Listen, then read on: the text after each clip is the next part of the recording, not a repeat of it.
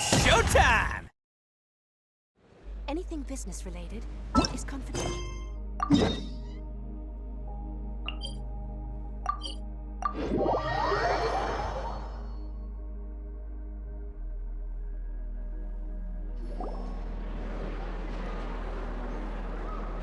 Thank you for waiting.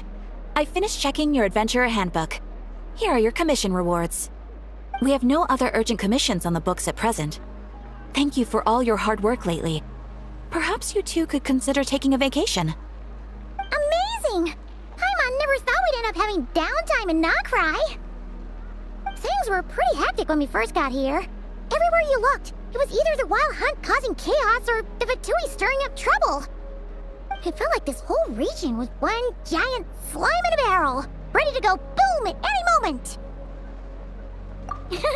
That's right! Another win for Tibet's top duo! Ah, yes. Are you two aware that the Moon Prayer Night is soon to take place? Oh yeah! Llama told us that was coming up soon. Wait, why do you mention it though? Do people in Nasha Town celebrate it too? Paimon thought it was just for Moon Goddess worshippers. You're partially right.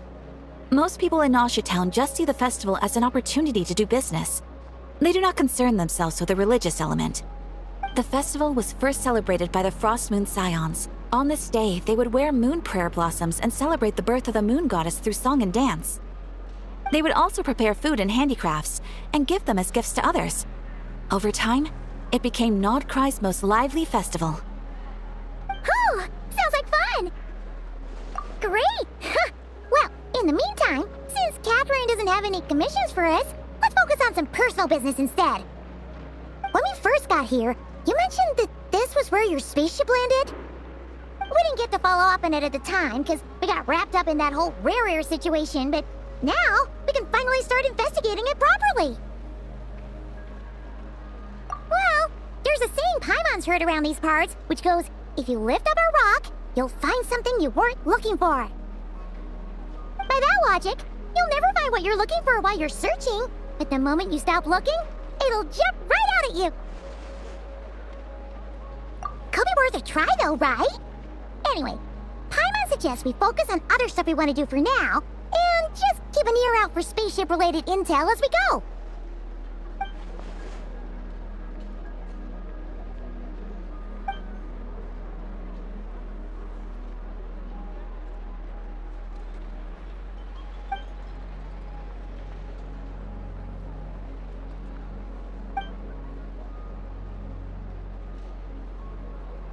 What's wrong? You look super serious all of a sudden. Huh? Paimon gets why you'd be concerned about Columbina, but what does the doctor have to do with anything? Oh, that's true. And now that you mention it, we're definitely overdue for a showdown with the Fatui. It is weird that he hasn't shown himself this whole time. What could he be up to? True. Paimon would much rather deal with Marionette anyway. She says the meanest things, but when it comes down to it, she doesn't seem like a bad person. Maybe it's the pressure of being a Fatuse? Especially as a Harbinger. Does she feel like she's gotta act tough to keep up appearances or something? But then, every time we headed out with Rarier, she always wound up having to repair Polonia and her other robots. That's gotta sting. Losing face always hurts more for people who care a lot about their image. She's probably still furious about it.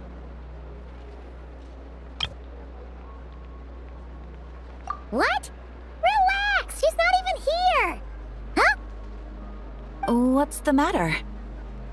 Oh, nothing. Sorry, we'll be on our way now. Where are we again? Oh yeah, Columbina? Right, yeah, let's go see Columbina.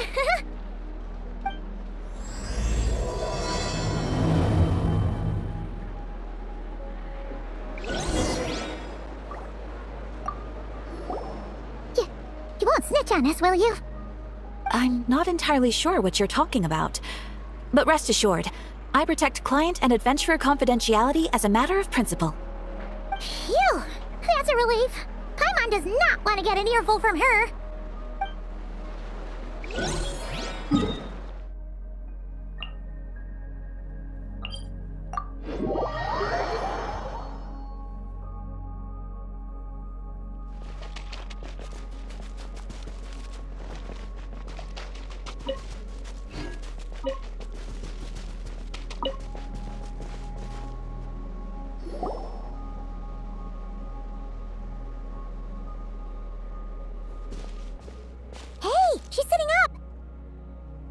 Is me sitting here a rare sight? No, we just thought you'd be resting. Perhaps I would have been, were it not for the sudden arrival of some unexpected guests. Not that I consider it a disturbance. After all, you are the only ones who are free to enter. Would it not be a little unfriendly of me to lie down while we speak? I didn't realize you put so much thought into little things like that.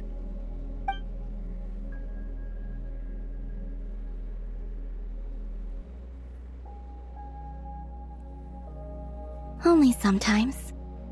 There have been moments lately where I think about you and your companions. They are warm, mysterious, and cozy memories. Very few of my past memories are anything like that. They say that travelers return home bearing bags full of souvenirs. But my luggage was empty, and I believed it would stay that way. Return home? So, you're still planning on returning to the moon? Yes. This planet continues to reject me, reminding me that I do not belong here. If I remain into that, there will come a day that I disintegrate. And I don't mean reduced to dust, or turned into food for the flowers. I mean, I will cease to exist entirely. Alright then. Well, we're sure gonna miss you. But it sounds like we'll have to say goodbye. How do you intend to return? The moon prayer night is soon to arrive. On that day, the moon will be closest to Devat. The Kuvaki in this land will reach its peak at that time. I merely need to grasp the tide, and with relatively little effort. Oh, Paimon gets it! It'll work like a slingshot! You make it sound like she's gonna get blasted up to the moon. If I did that, I suspect I would crash into the false sky. I will be using a much gentler approach, but I do like the analogy. It's fun. You see? She gets Paimon's sense of humor. In the blink of an eye, the time has come to part ways. It does feel that way, doesn't it? Time seems to fly fastest when you are enjoying it. I have always thought of myself as a wanderer on this earth, and it has never expressed any desire to keep me here. Yet, just as I plan to depart, it tugs at my arm. Is this a gesture of affection? Or is the world mocking me? Oh, were you hoping I can answer that? Yes, you are a traveler, so you must have a lot of experience in this area. Then, what I would say is, enjoy the moment. That's right! Don't overthink it! Happiness is happiness and joy is joy! The point is to enjoy it, not analyze it! I see. Then what I would say is, even though I am very tired right now, I am still happy. I can't tell from the tone of your voice. Oh, really? You don't think I sound happy? I'm just kidding.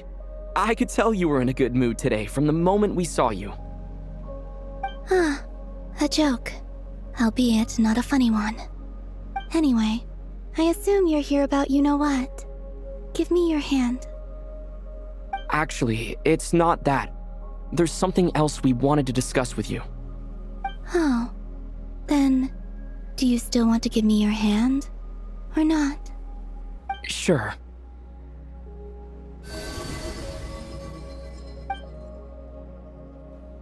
Thank you. So, I've heard that in the moon prayer nights of the past, people here would hold celebrations in the moon goddess's honor. Since you helped so much in our fight against the Rehir of Solnari, I think you deserve a farewell party before you return home. I haven't asked everyone else for their opinions on this yet, but I'd like to invite you to join the upcoming moon prayer night. I've never joined a moon prayer night before. I'm not sure what I would even do. Oh, don't worry about that! We take care of everything! All you need to do is show up. Of course, there's no need to force it if you're not feeling strong enough. It's kind of like a golden opportunity. But they call me Kutar, and the Fatui have an arrest warrant out for me. I shouldn't appear in public right now.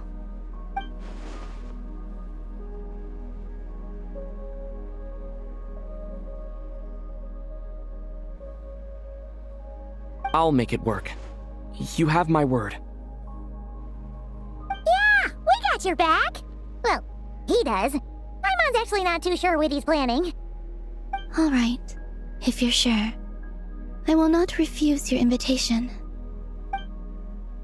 I suppose it wouldn't hurt to pack a few more sights from this world into my suitcase before finally learning what my homeland looks like. Oh, if you see Lauma, please tell her that my answer to the question she asked me is neither yes nor no. Rather, it is, there is no need. That was kinda cryptic, but sure. Guess it's between the two of you. We'll pass along the message. Bye for now!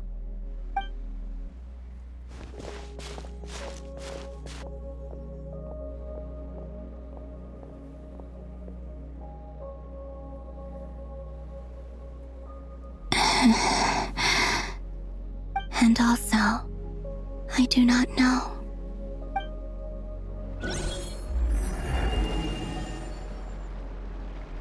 Since she's agreed to join the festival, let's go see who else wants to take part. Lauma's gotta be the person most familiar with the Moon Prayer Night. We should start with her. Also, what exactly is your plan to keep her safe? Not sure yet. I'll figure something out. What? Are you serious? And Paimon even gave you her vote of confidence back there! When did you become so sneaky?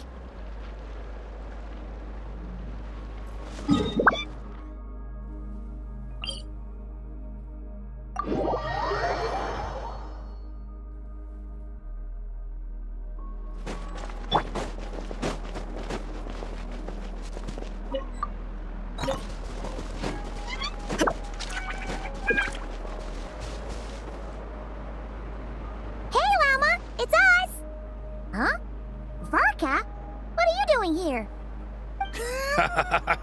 Beats me. I had a bit too much to drink last night, and when I woke up, I was on Hisi Island.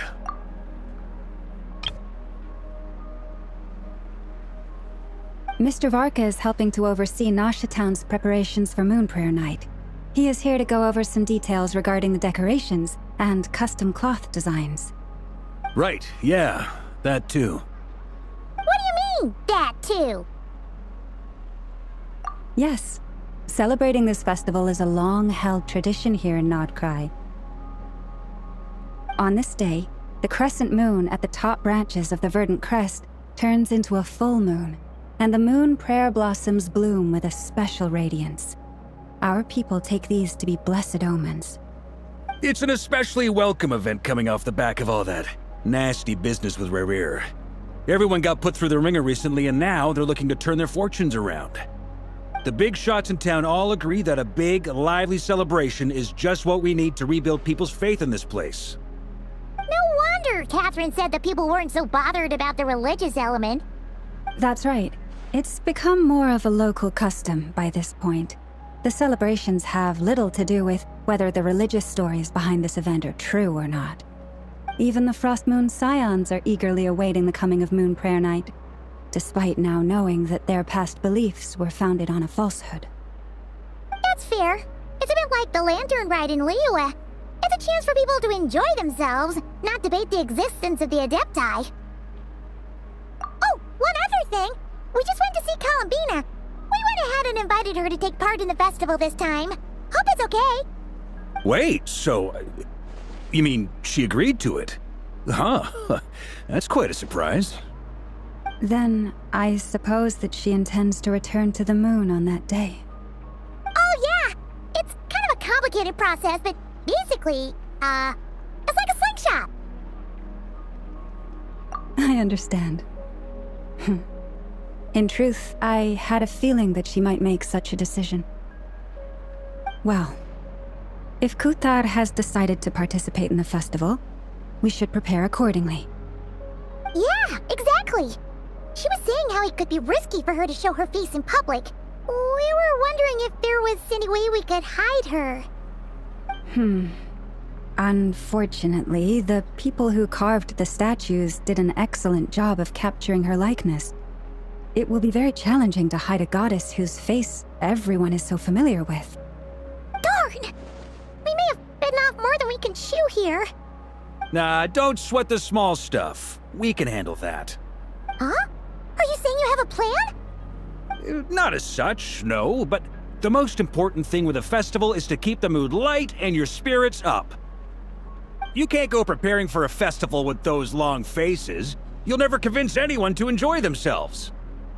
The Mondstatter spirit is strong with this one. As it happens, I agree with Mr. Varka. Let's start by making our appreciation for Kutar the beating heart of the festive atmosphere. And who knows? Once we get the ball rolling, perhaps everything will just fall into place. Hey! Did you catch that? Llama said the thing! Or close enough, at least. I'm looking forward to the Moon Prayer Night already. We have a festival in Mondstadt called Windbloom, and you can always tell which couples are celebrating it for their first time by the smiles on their faces. Big, beaming smiles like their whole face is glowing. And I have a feeling we'll get to see that same smile on the Moon Goddess's face at this festival. Not quite the same, surely. Anyway, I'll take care of business in the city, but I'll have to leave the decor up to you and the Frost Moon Scions. No one else can capture that traditional aesthetic quite like you guys. But lastly, there's the final key element that brings the festival to life. Companionship. Before you leave, let me show you something that we've been preparing. Mr. Varka had asked to see it already, so you may as well tag along. Also, I have some further questions about Kutar's decision.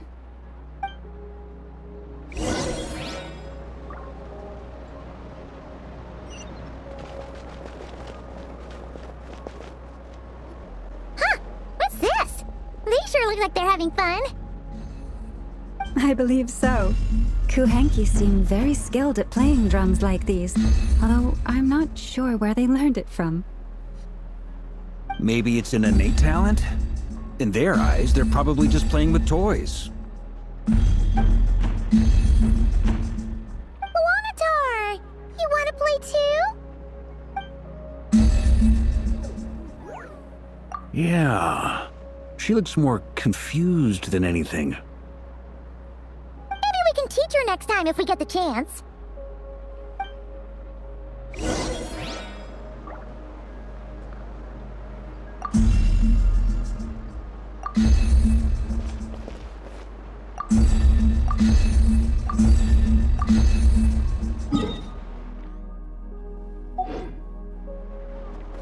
What are these floaty things? Moon veils. We hang them from buildings in the city during the festival. When you look at the sky through them, it creates a lovely misty effect.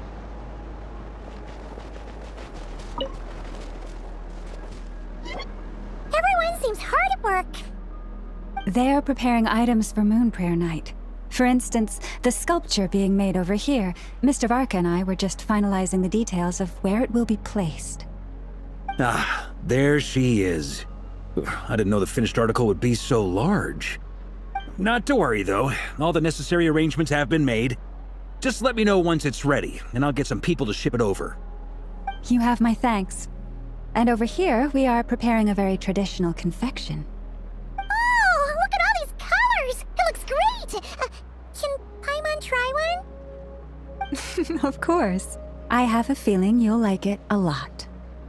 You bet! Sweets and treats are Paimon's favorite! If you included those in the Feast of the Moon, I bet Paimon would have joined the Frost Moon Scions by now. There will also be verdant crests like this present in Nasha Town during the festival.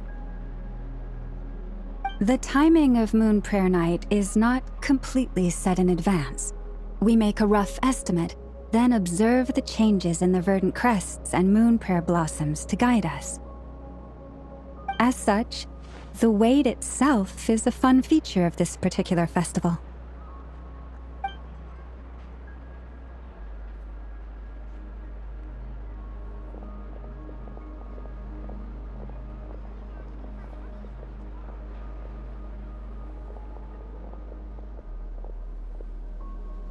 Let's talk here. To tell the truth, I am very surprised to hear that Kutar is willing to participate in the festival. I once asked her if she'd be willing to stay with the Frost Moon Scions. I could introduce her to everyone, and we could be a family to one another.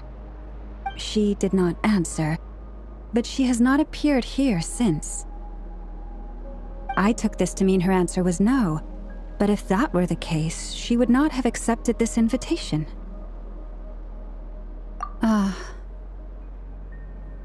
I see. Maybe she is right. Maybe the Frost Moon Scions of today no longer need a moon goddess. But my wish was not for her to come here and be worshipped as a deity. I simply wanted to offer her a place to stay. I'm sure she believes that showing herself here might invite Fatui intervention, and as such she does not wish to cause us trouble. But what really pains me about all this is that this is her birthplace. She ought to belong here, yet no one has been able to grant her shelter. I think I'm qualified to weigh in here. When someone's about to depart on a long trip, what they need is blessings, not burdens.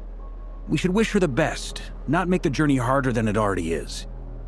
Anyway, she's agreed to attend, hasn't she? All we need to do is simply respect her decision. I see your point. Yes, she will soon depart after all. Our job is to leave her with some happy memories. Besides, who's to say her journey to the moon is a one-way trip? It's not like she can't come back and visit if she wants, right? Paimon agrees wholeheartedly. Festivals are all about having fun, so let's keep it simple. All right, I'm gonna head back to Nausea Town soon. Want to come with? I'm guessing you have some other folks to visit there. Sure thing, let's go! Bye for now, Wilma! Thank you all. Goodbye.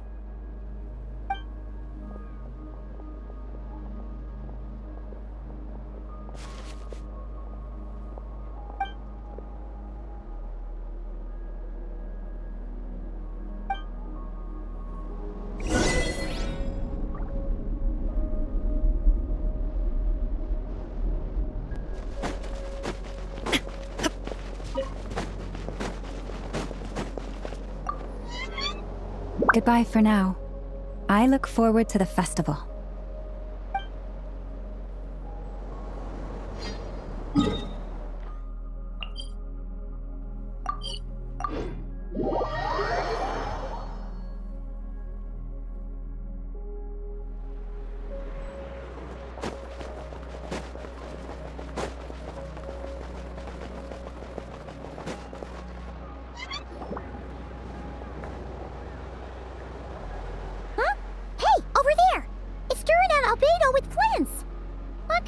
Chatting about?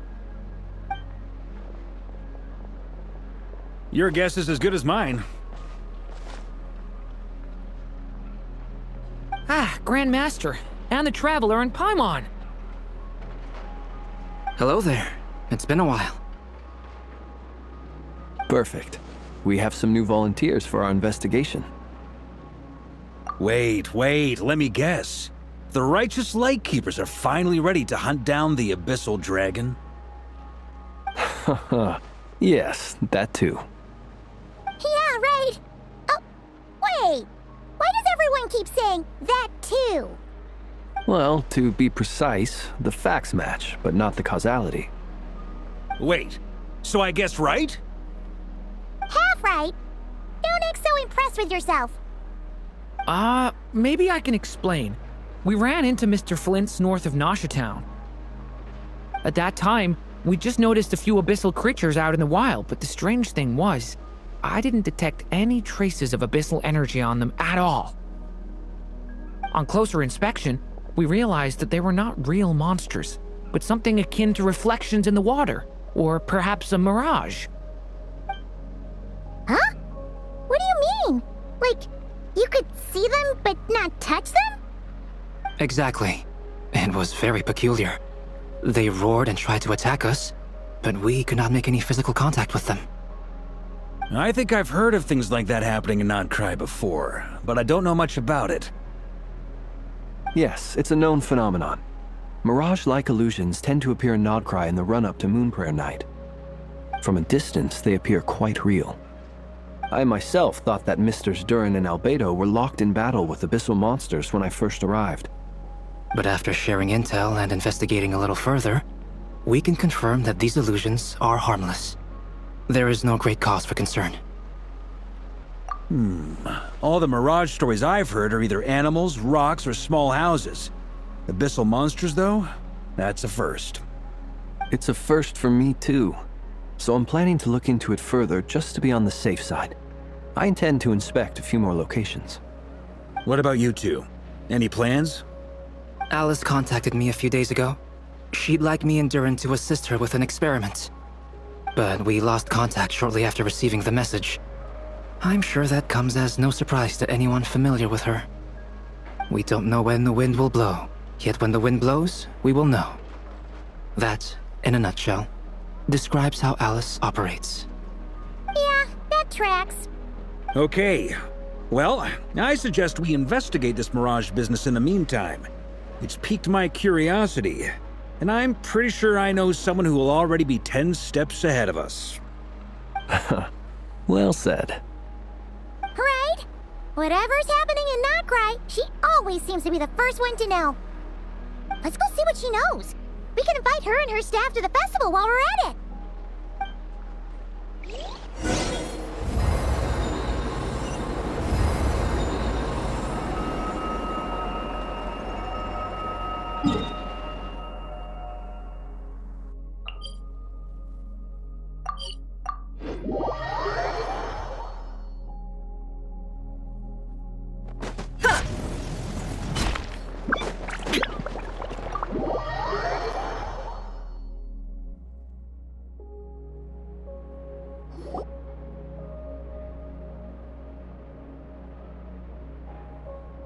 You're right, I have noticed. There's certainly something a little fishy about this situation. Only a little, though. Records indicate that this phenomenon can occur in the days before and following Moon Prayer Night. That said, it has always been a rare sight in the past. The odds of encountering these phantoms are similar to looking up in the night sky, happening to see a shooting star, and managing to make a wish before it disappears. But this time, either everyone's getting lucky, or they're appearing far more frequently than usual. Yehoda's out gathering intel as we speak. In the meantime, let me check off some points of interest. First, the Abyss. The ones we saw seem to be abyssal monsters. Indeed, but we have identified one location where many more of them have made an appearance. And not just monsters, but human phantoms too. Given the scale and nature of the phantoms, it's almost as if someone's last memories are coming to life. Or perhaps the memories of multiple people. Oh. So you mean the phantom monsters are hunting down the phantom humans? Exactly. The phantoms can interact with each other, but we have no means of intervening. In addition, some of the human phantoms would seem to be from the very distant past. This is clear both from the clothing they wear and the stories they tell. They claim to be from Hyperborea, a name which I've heard from Lauma before. If this is true, it means they must be from 6,000 years ago. Did Paimon hear that right? 6,000 years?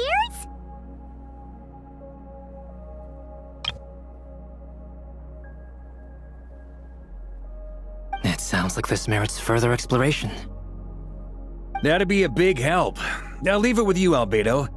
My knowledge of ancient history is non-existent. I used to doze off every time the pre-Knights of Favonius era came up in class. It's quite a miracle that you were able to understand these phantoms' speech, given how long ago they lived. I suppose you're right. But I'll leave the archaeologists to ruminate over that conundrum. As an intelligence broker, my sole interest is in the value of the information I gather. Which, in this case, hopefully means earning myself some good favor with our dear Lady Moonchanter. So calculating. Whew, this intel broker logic always catches Paimon by surprise. Sounds to me like we could split the work up. I think the abyssal phenomenon is best left to Albedo, Flint's, and me. Agreed. It coincides with my duty as a lightkeeper. For my part, I'd like to understand the abyss better. Even a little knowledge would go a long way. This is certainly a rare opportunity to study the abyss. But even rarer, perhaps, is the chance to make contact with the ancients. The Curatorium will take the lead on investigating the Hyperboreans. We put in the work to learn what we know so far. It seems only fair that we get some quantity of exclusive intel. That just leaves our trusty team of 2 unassigned. Since you became an honorary knight, of course. This was part of my grand plan all along. Ha ha ha! Oh yeah, by the way, we managed to convince Columbina to come to the Moon Prayer Night celebrations. Would you and Yehoda like to join too? She agreed to that? Huh. Quite an achievement. Never underestimate the traveler, I guess.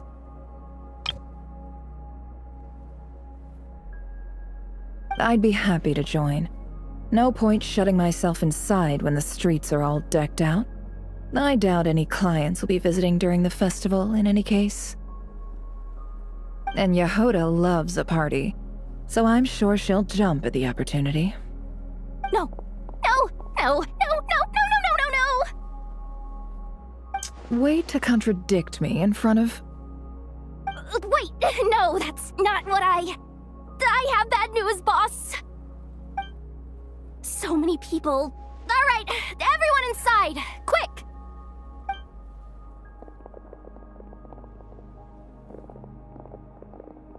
This is gonna sound crazy, but hear me out.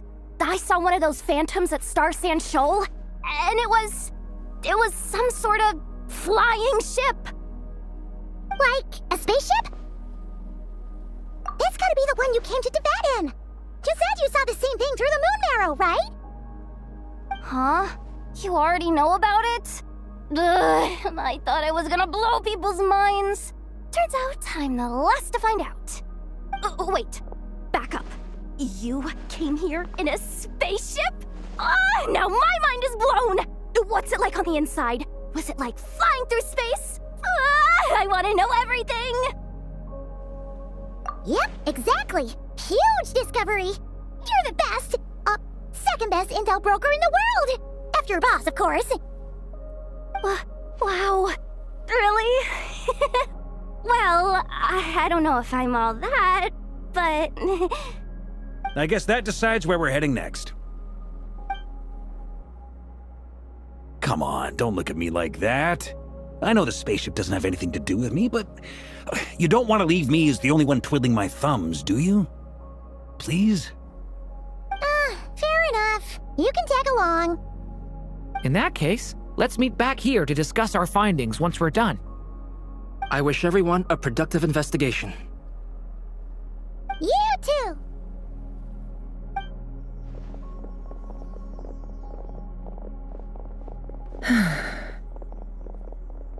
What's up, boss? Aren't we gonna head out? Tell me, Yehoda, when did the Curatorium start giving out intel for free?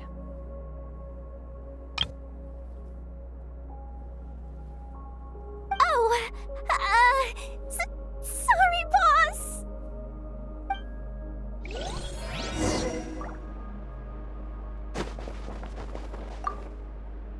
We can't unshare information any more than water spilled on sand can be put back in the bucket. I'll just have to balance the books some other way. Please, boss. There's gotta be another way. Who knows? Depending on what they find, maybe this will work in our favor. Please don't find me. Please.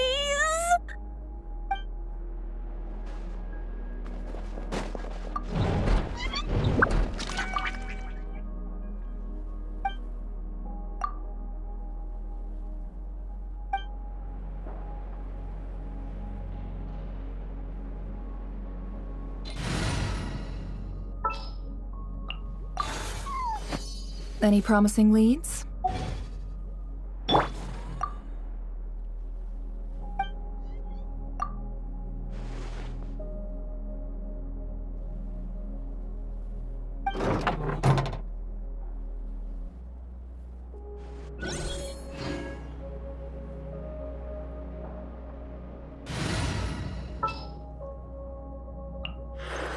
been waiting for you for ages.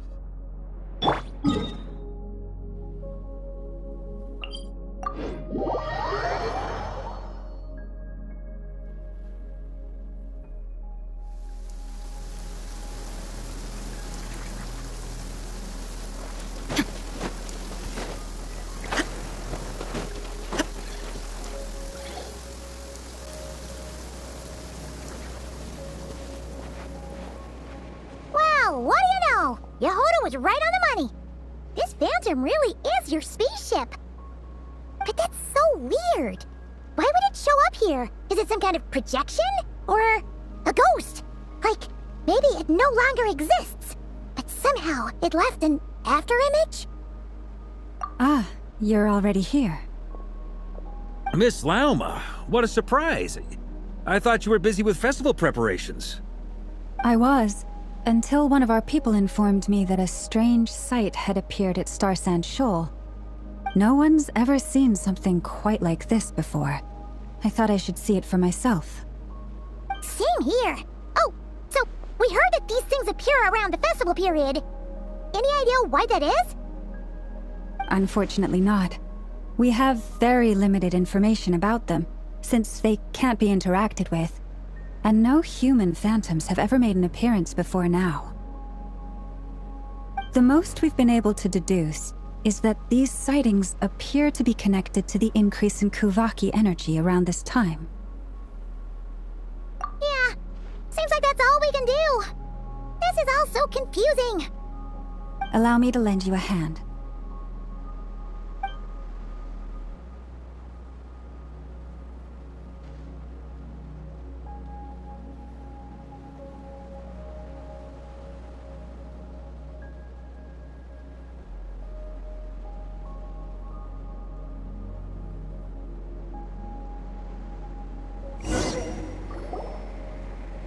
Everyone, our friend here should be able to provide us with some information.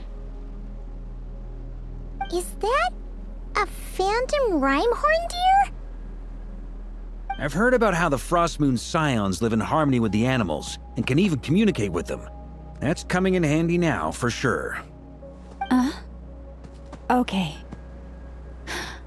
Yes, I understand. Then how about this?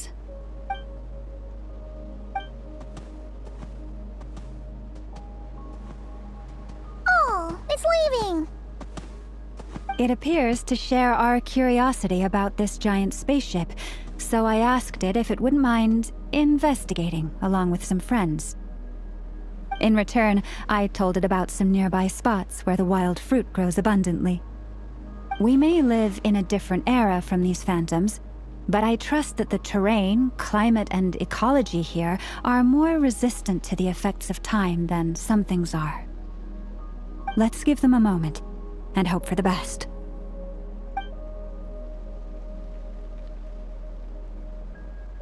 All back together? Must have been a lot of fruit. Indeed. Now let me ask them some questions.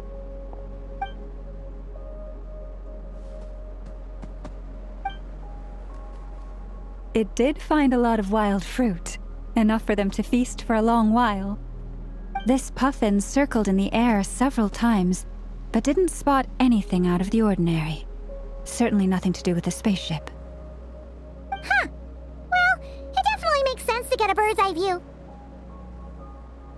Indeed. Other than that, I was also thinking that the world these phantoms see is also different from ours. Oh, I get what you mean. The wild fruit exists in both times and spaces, but there might also be things that only exist in that space-time, which we can't see. Good point. Great thinking, Lauma. Blunthorn rhinos can use Kuvaki to shift great rocks, but this one says it couldn't get that ship to budge by even an inch. The sniffer mole tried too, but despite being a skilled digger, it could not get through. They say that the spaceship looks robust and undamaged. It seems completely impervious to any and all attacks. Whatever lies within is well defended from harm.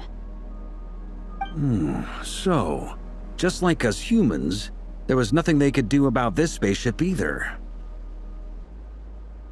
Yes, still, they deserve our thanks.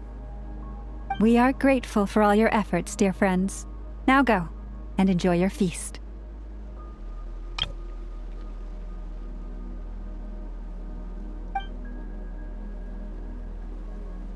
I've noticed some other human phantoms gathered nearby. Come on, let's go talk to them.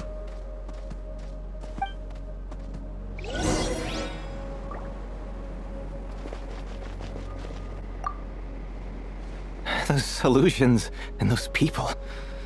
It's all a little creepy, don't you think? Nah, all part of the festive atmosphere.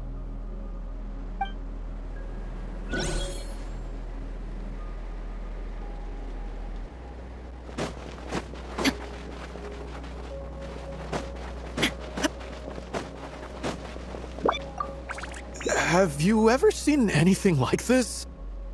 Nope. Never seen or heard anything this weird.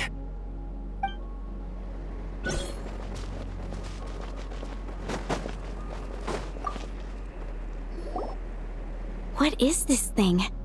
I've never seen it move, and there's no way to get inside. Goodness knows. My grandpa says it's been sitting here at least since his grandpa was still alive. What about his grandpa? Did he say anything to your grandpa's grandpa about it? Huh? I don't know. In all likelihood, it was here back then too. Hard to imagine something this huge could move. Guess that means that as far as they're concerned, this ship's been around a long time.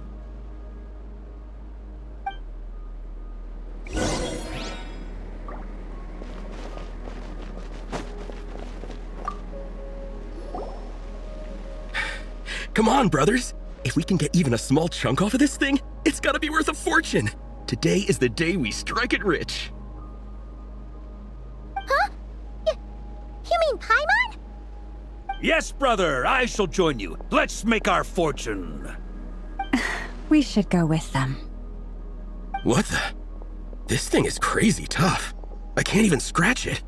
What's it made of? Sorry, brother. Looks like we'll have to seek our fortunes elsewhere. Enjoying yourself? I was just seeing if I could influence this phantom's perception by playing. But nope, no dice.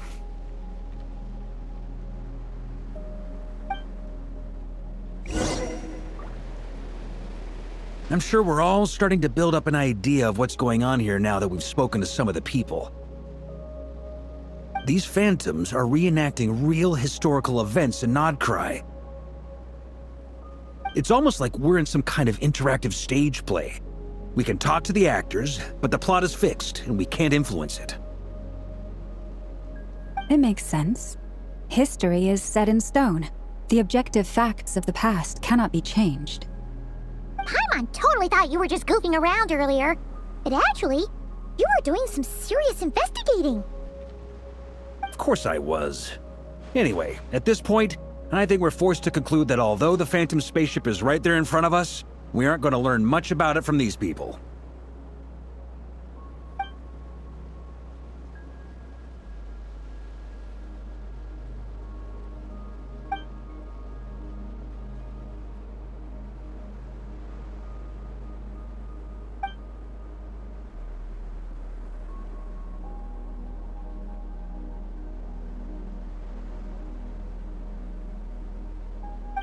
Don't be discouraged. If nothing else, this is proof of the ship's existence. And think about it. So many people tried to hack their way inside, but no one could get the door open. It's made of very tough material. To me, that says that we'll either find the ship itself or the story behind it. It's just a matter of time. Huh. Every now and then, when Varka gets serious, he actually does seem like Grandmaster material for once. I wonder how the others are doing.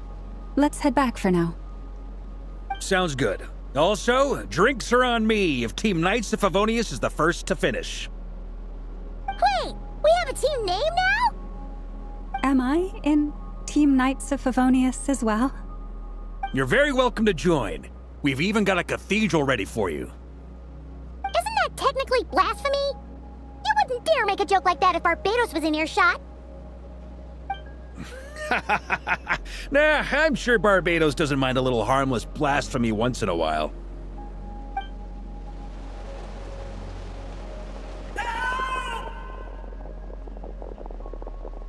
Oh, no! Get away! Oh.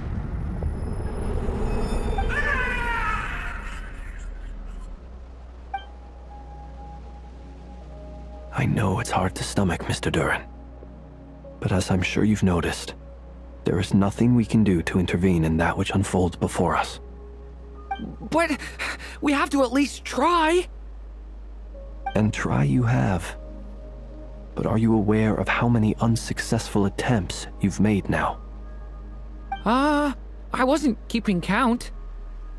I'm afraid this is the 39th failure so far. Or the 5th if we're only counting this particular victim. There are no indications that these phantoms may be altered in any way. You seem to have calmed down a little. I'll make us a fire. You should rest and have some water. Feeling any better now, Mr. Duran? May I ask a few questions? Be my guest. What exactly are we witnessing here? What happened to those people? My guess would be that we are seeing Nocturne during the Conrian Cataclysm. Would that be accurate? Conria. That is correct. As you know, once the Abyss senses even the tiniest crack, it floods in and spreads like wildfire. There was a time in the distant past when it permeated all of Nocturne, causing immeasurable harm. The people paid a terrible price to heal this land. Then 500 years ago, the whole of Teyvat suffered an abyssal disaster. Once more, Nocturne was dealt a devastating blow. I see. In the face of the abyssal onslaught, all were like grains of sand tossed around by a tidal wave, be they human, fae, or god. The moment you witnessed is but one drop in a whole ocean of catastrophe. All right. I guess that answers my second question, too. I wanted to know why there's nothing I could do to help them, and that's because what we are seeing is history. That would be my guess as well. As I understand it, history and fate are not all that dissimilar. The latter may be unseen to us, but both are immutable. Yes. Fate was determined long, long ago. I still have a couple of other questions for you, Mr. Flint's. You mentioned more than one abyssal disaster that has struck this land in the past. How can you be sure that what we're seeing is from the Conrian incident? And also, how are you able to stay so calm when you're talking about these events? From everything I know about you, you're not cold or ruthless, and you're not indifferent to the suffering of others. Alas, I am forced to show my age. I must be 600 or 700 years old by human measure. Wait, so you... One is not easily moved by history when one has witnessed the truth firsthand. I'm sorry. You needn't apologize. Your passion is a good thing to have. Treasure it, because someday you may find it in terribly short supply. Now, at the risk of offending you, I have a question in return. Your curiosity toward the Abyss, is it born from hatred or because you sense its call? I only ask because I kept a fragment of Arir's body in my lantern for a short time. Specifically, his heart. So I know what a burden it can be to carry the Abyss with you. And I hear its power growling from somewhere within you. In my eyes, your mere existence is a miracle. My honest answer is... I don't know. I don't think I have the confidence to say for certain. What I will say is the Abyss is not the only issue that haunts me. Even before I became who I am today, the question dogged me constantly. Should I even exist at all? My doubts remain unresolved. But when we fought Rerir, something became a little clearer to me. Sometimes it is the darkness within us that allows us to achieve the impossible. I certainly got the sense from your 39 attempts that you were trying to achieve the impossible. It sounds like you've resolved to see the truth for yourself. Absolutely. In that sense, he and I are quite similar. Then I wish you every success. I look forward to the day of your transcension. Well, if everyone's caught their breath, I suppose we should head back. Oh, and one last thing. I'd appreciate if you kept our discussion about history a secret.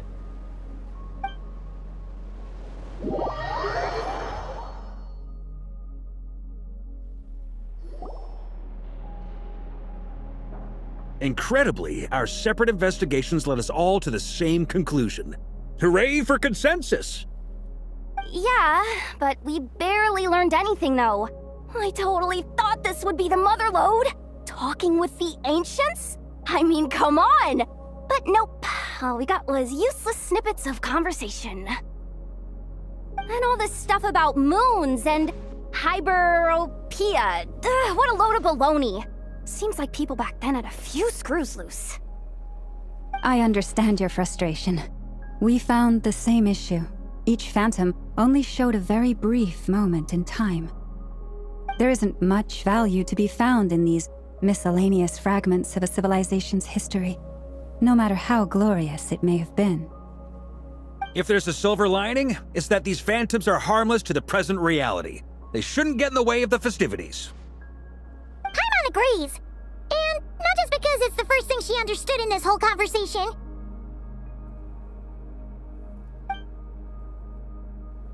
You look disappointed, Nefer. Is something the matter? What do you think? We all worked our tails off, but the only one to gain anything from it was you, Lady Moonjanter. Well, please do share the Hyperborean records with me. I will gladly inscribe them in our people's documents. Oh, duh! Yeah! That was it! Hyperborea! Hyperborea. I'm serious. Only an expert in the Frostmoon Scions and their history can turn these records into valuable research material.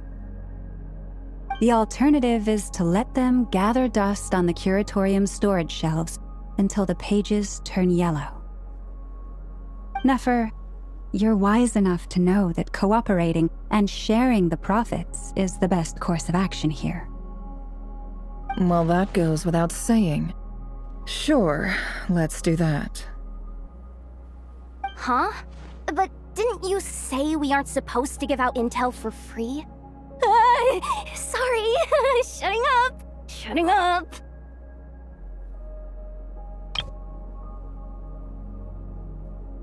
Now is not a good time to push Nefer's buttons.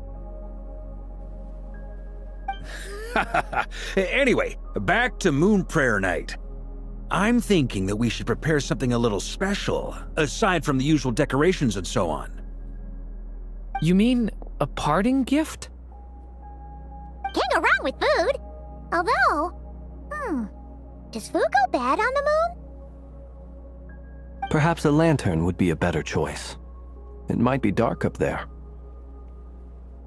It could prove difficult to light a lantern on the moon.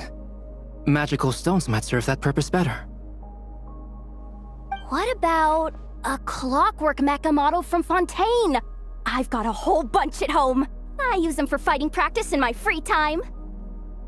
None of these sound like things she would be even remotely interested in. But we don't interact with her enough to know what she likes. Yeah. It would really save us the guesswork if someone could find out what she's into.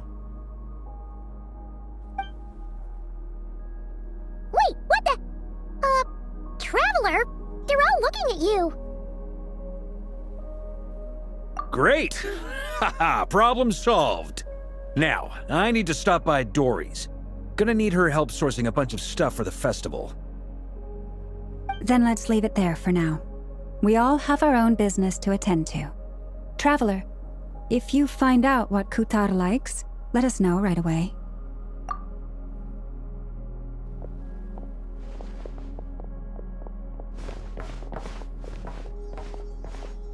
Is something the matter?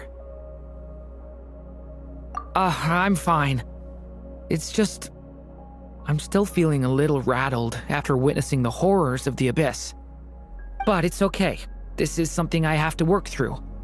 I'll be alright. Thanks for your concern. Well, don't put too much pressure on yourself. If you ever feel like something's wrong, physically or mentally, we're here to talk. Come on. Stop treating me like a kid.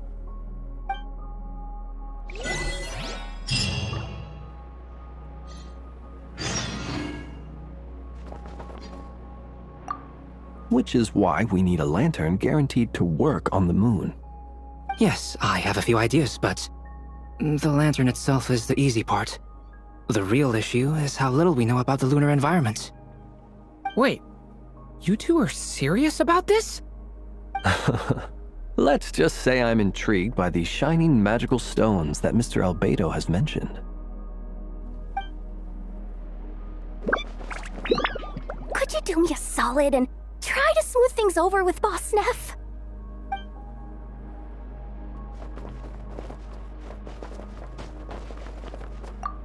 Miss Lauma, would you accompany me into town? I think it'd be best if you saw the Frost Moon Scion's decorations for yourself. Very well. Let's go.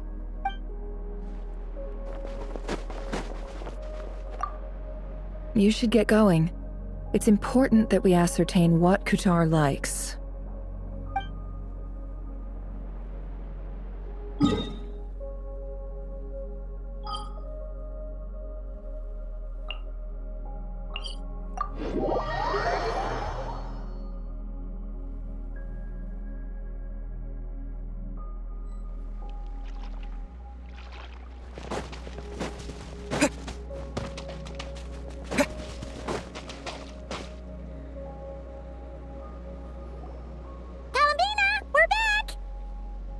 Huh? She's not here. Weren't there a few Kuhenki here last time too? Where did they all go? Walkies? For Kuhenki? You're not pets, you know. Oh, well. Looks like we just came at a bad time. Let's try again tomorrow. There's still a few days until Moon Prayer Night, so we're in no rush. Besides, she needs time to rest anyway.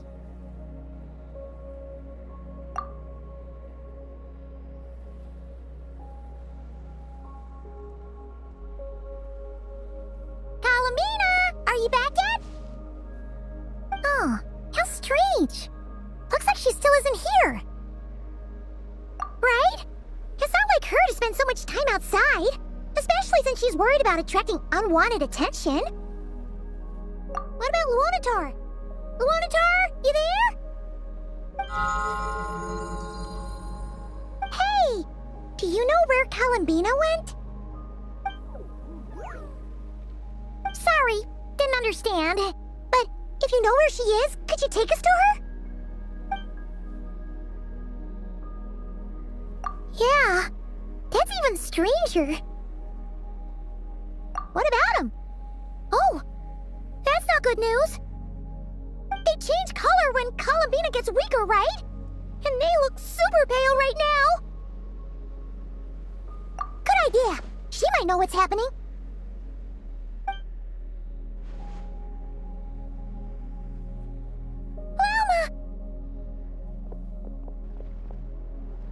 Ah, it's you.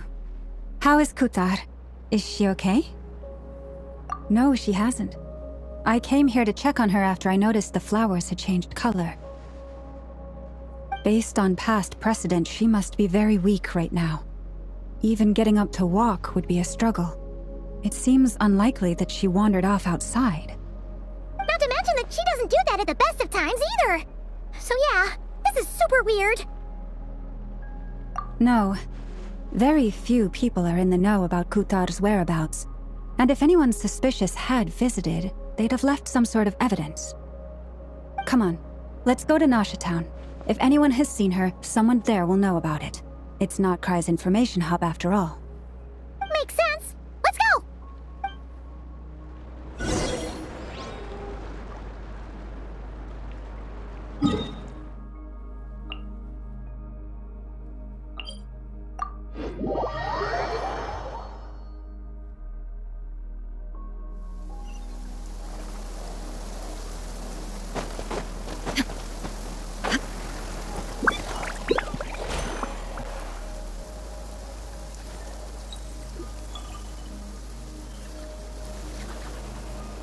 Wait a moment. Is it just Paimon, or is this stall kind of suspicious? It's never been here before, right? No, I don't recognize it. Alas, your free and easy adventure time is over. Now, prepare to face the final boss of Nocturne. Whoa! Where'd that voice come from? Not sure, but it's definitely hostile. No, not that way. The final boss is right here. The sniffer mole? That's the final boss? Surely not. Also... Okay, the jig is up. I'll stop teasing you. Turn around. I'm right behind you. It seems I've managed to leave quite an indelible impression, even though you've never seen my face. Ah, nothing could make a great mage more pleased with herself.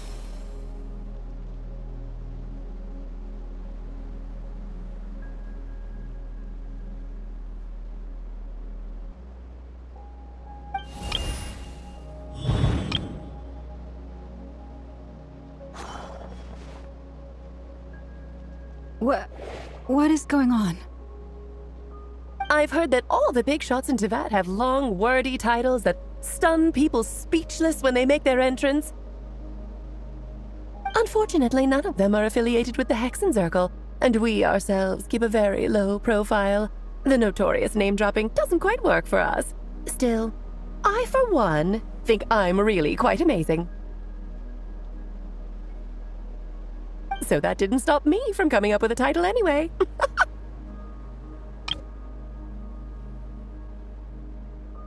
Alice?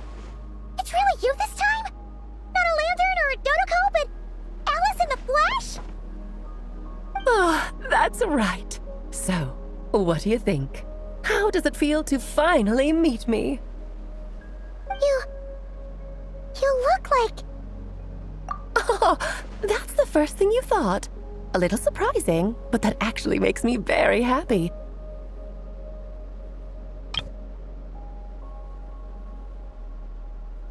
Because that means that when Klee grows up, she'll be just as stunningly beautiful as her mother.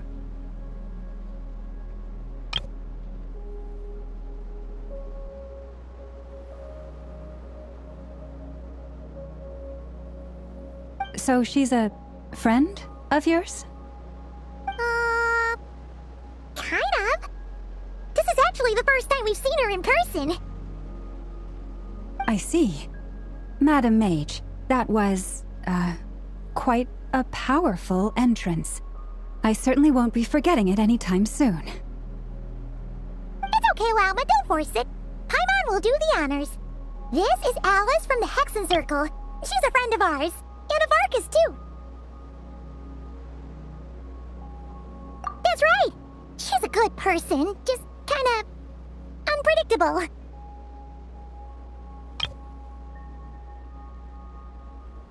Well, what is the human heart if not unpredictable? Hmm? If we could not do as we please, how would we differ from machines?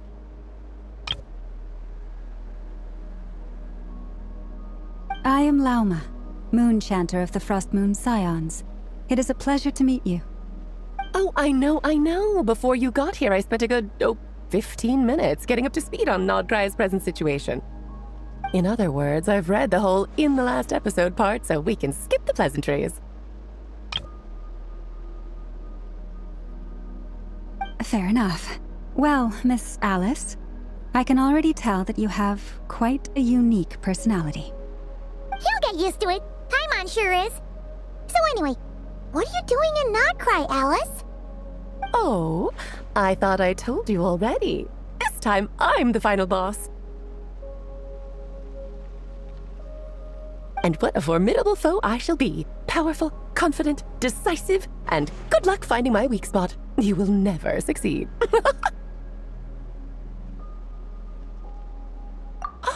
Oh, drat! My one weakness, and you found it in an instant. Fate has been dealt a devastating blow. Thus falls the great Dodo King.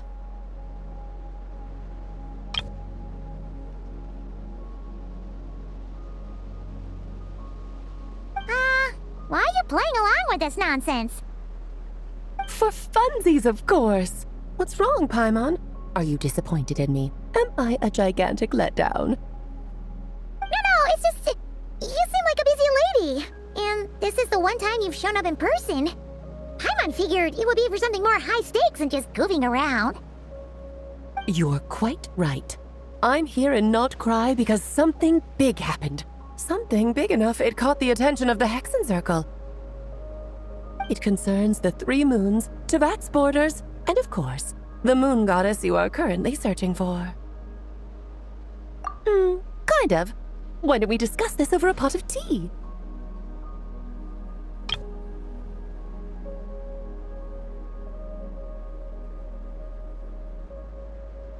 My main reason for coming on this trip to Teyvat was, of course, to have some fun. But I do technically have a job to do as well, namely, maintaining the stability of Teyvat's borders.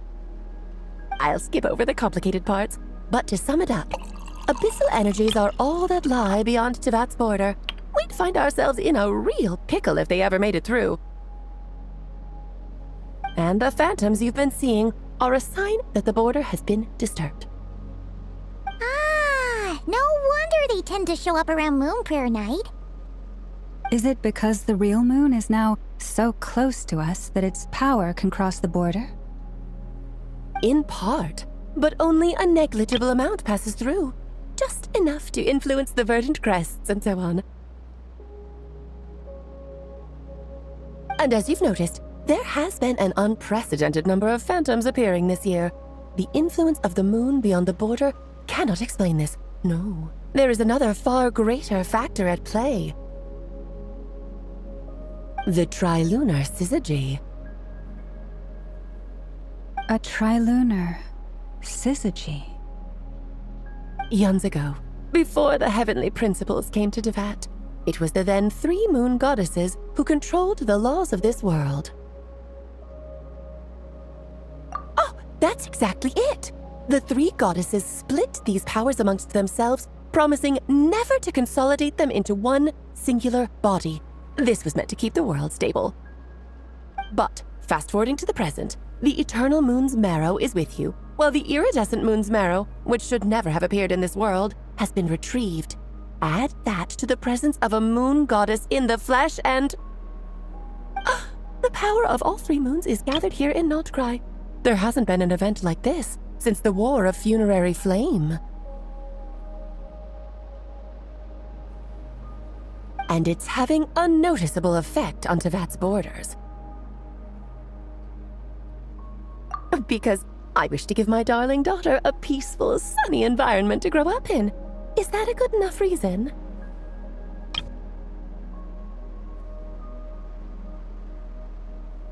Kinda sounds like you're dodging the question, but it does make sense.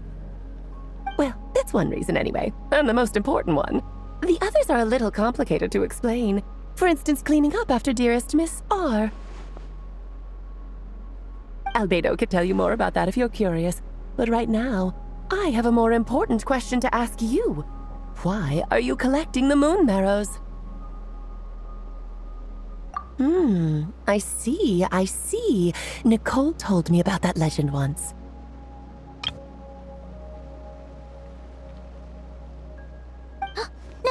Nicole? You mean Mage Anne? Oh, so you remember. Yes, of course. That was a story about fate, her area of expertise. But back to the story of our dear moon goddess. I'm afraid her intended method of returning to the moon is unlikely to work anymore. What does that mean? She may be missing, but she hasn't gone anywhere. She has disappeared.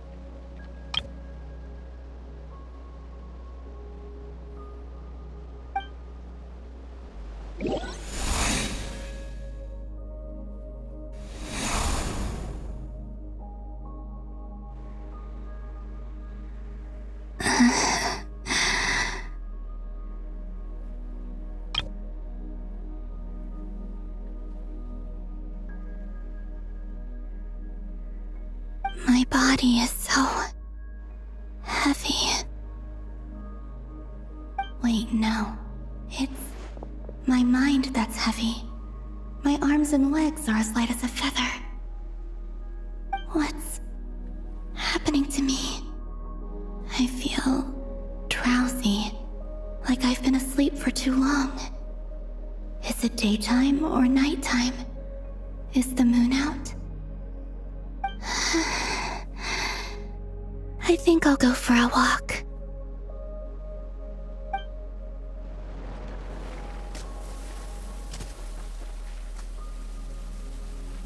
Are you out for a walk too?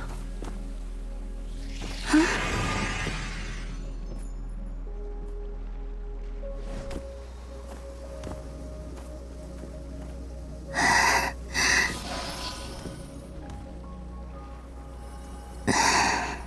The day has come at last.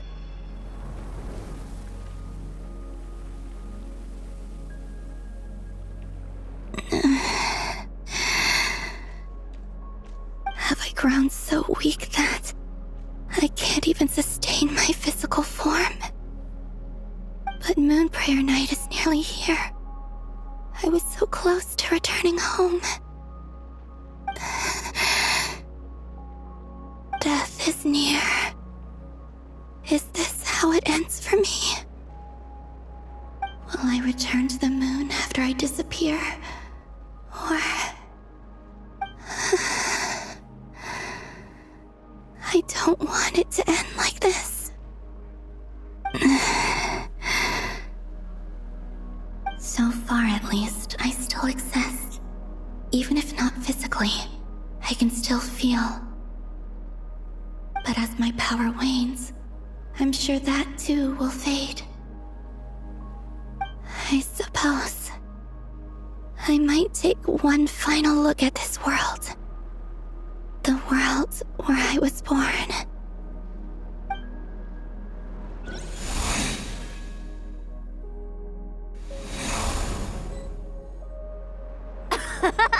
Come on, come on! Wait for me! The Frost Moon Enclave. How much it has changed since I was born. These decorations, they're so heavy. It's times like this when you kind of wish men could be priestesses and acolytes. How fascinating. I've never had the chance to be privy to people's private lives in this way. In the past, people would get so solemn and serious the moment I showed my face, like they were frozen stiff. Karina, Lametti, it's time to eat. Coming! I want to watch them a little longer.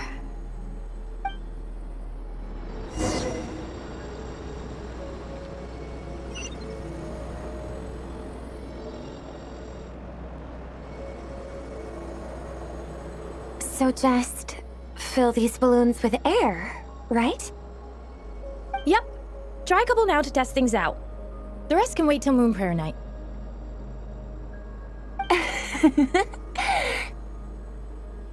Think fast!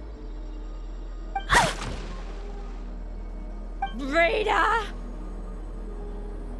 Teasing an acolyte of the Frost Moon Scions? Surely that's a punishable offense. Take this!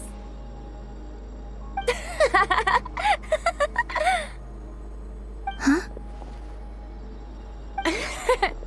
All right, enough horsing around. Lady Lauma gave us a task. We should get back to it. The task is just to check that the balloons don't leak, right? Doesn't matter if we fill them with air or water. Yeah. Okay, you got me there. And you got me there. But still, we can't use all the balloons before the festival even starts. We won't use all of them. And as long as Lady Lauma's trusted acolyte doesn't snitch, this can stay as a little secret between friends. A couple more can't do any harm, right? Oh, you menace. Then, think fast!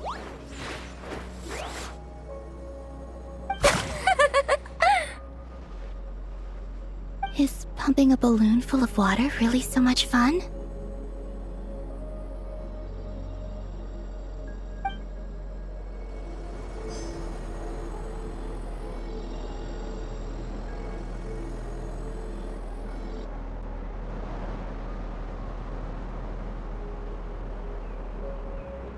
I'm sure you're both tired from playing all day. Come on, eat up. A plain, humble meal. That has always been the way of the Frost Moon Scions. Huh? How come Lamatti got a midsummer berry dessert?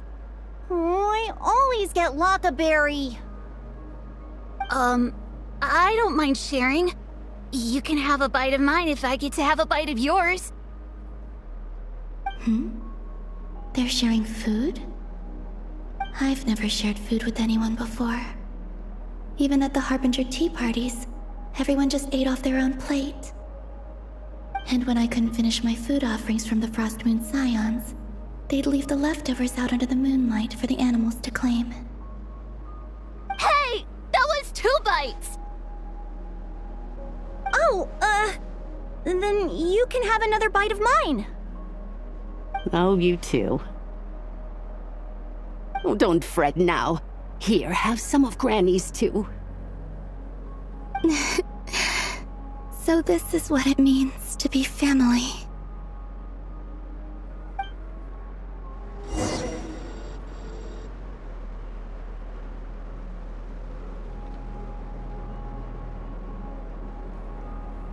I'm seeing so much that I'd never usually get to see. They'd never act like this when I was around.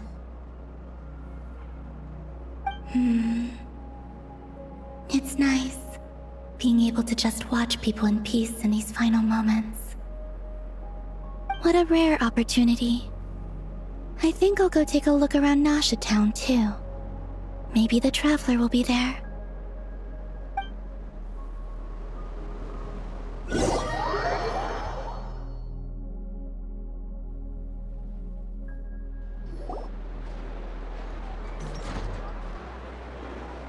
After the War of Funerary Flame, the Moon Goddesses were no longer recognized by Tevat. They lost the whole foundation for their existence. That's why the Moon Goddess's strength is fading. She cannot withstand the world's rejection of her. To be more pedantic about it, the Moon Goddesses did something to offend the heavenly principles, and that's why they were ousted. Something of a recurring theme in Tevat's history. Theoretically, speaking so candidly should put me in their crosshairs too, but they can't tell me what to do. I'll say whatever I want. Anywho, the Moon Marrow energies were but a drop in the bucket for her, and that battle against the Ray Hair of Solnari only weakened her further. Fortunately, it happened close enough to Moon Prayer Night when the Kuvaki concentration here is high. That's the only reason she managed to survive this long. What do you mean, fortunately? You said she disappeared. We're too late. Oh, what a headache. I thought this was all common knowledge. I guess I have some more explaining to do. Okay, buckle up. It's time for another lecture.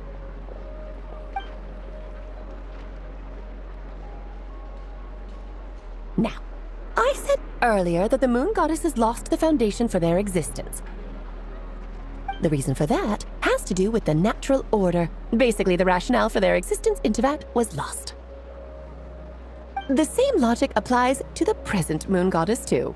Consider her existence so far. Her comrades in the Fatui called her Damselette. And she was worshipped as Kutar by the Frost Moon Scions. But these connections have now been severed. whether by her hand or yours.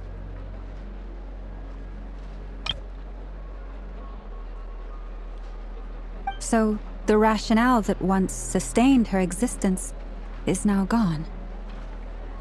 Wait, we did that to her?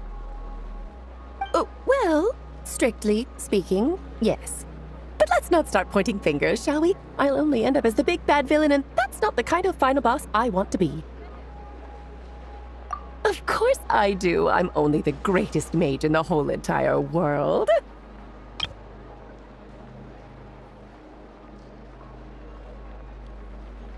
Now, if you wish to find your moon goddess, there are 2 problems we need to solve. Firstly, we'll need to strengthen the connection between her and Teyvat, at least enough to sustain her until Moon Prayer Night. Strengthen her connection. But does that mean I'll have to rally all the Frost Moon faithful behind this? I'm afraid a bygone faith and a former home won't be of any help to her now. Do you know her name?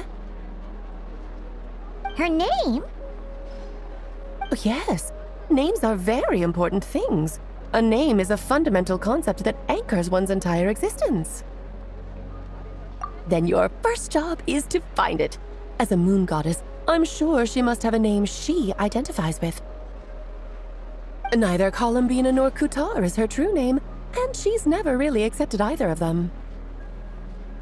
So, finding out her real name is enough to sustain her existence?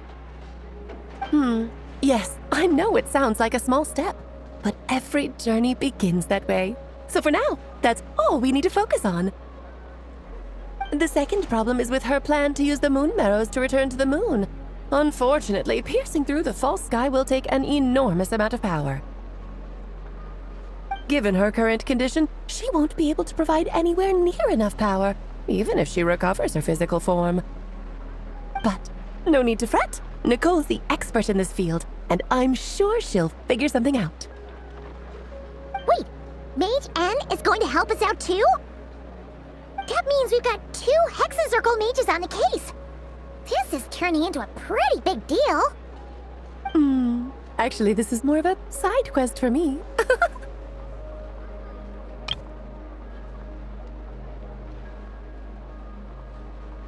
Like you said, I'm a busy lady, so I can't stay for too long. I'll have to return to Teyvat's border soon. That's the upside you get for looking out for my little Klee. Hopefully that will incentivize you to carry on keeping her company in the future.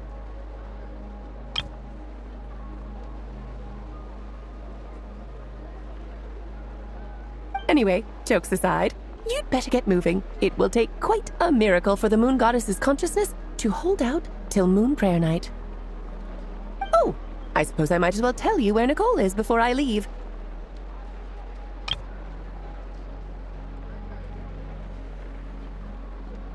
Off you go now. Time to meet your new friend. Oh, yes, and a little suggestion. Don't forget to mind your heads.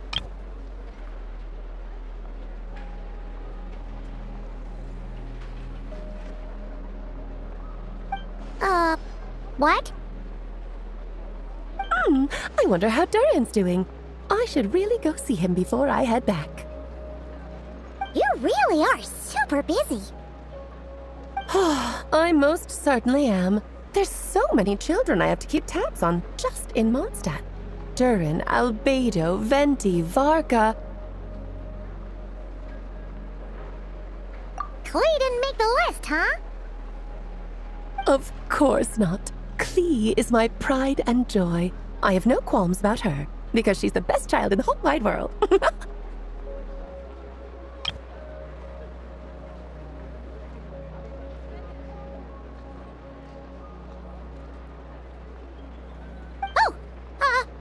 Yep.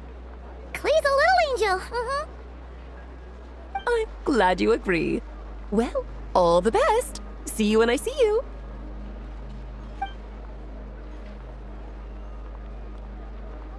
She left in a hurry. Yeah, she didn't pack up her stall. Should we handle it for her? I must say, I'm now very curious about her daughter. Klee, wasn't it? What's she like?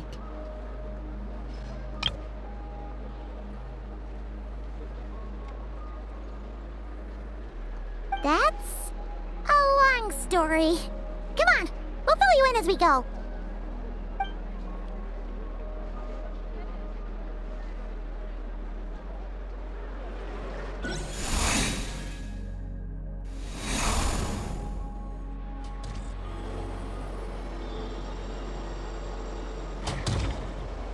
What a lively place.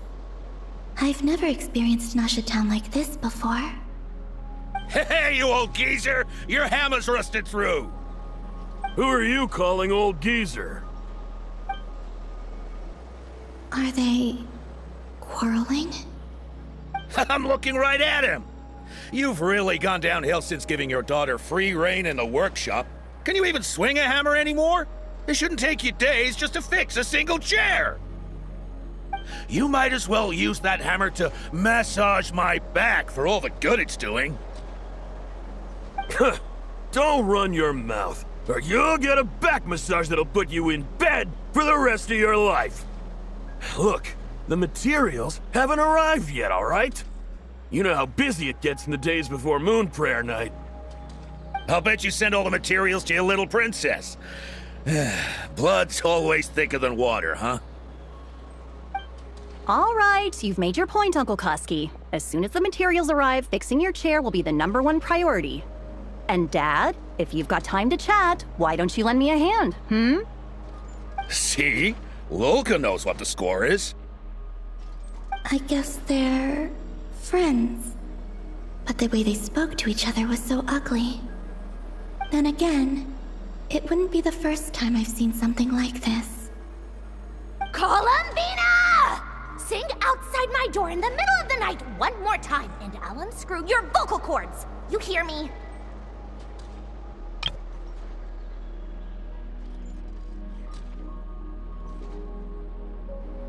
Oh, Zandrone. So that was her way of trying to be friends with me. What a pity. I won't get the chance to say any ugly things in reply.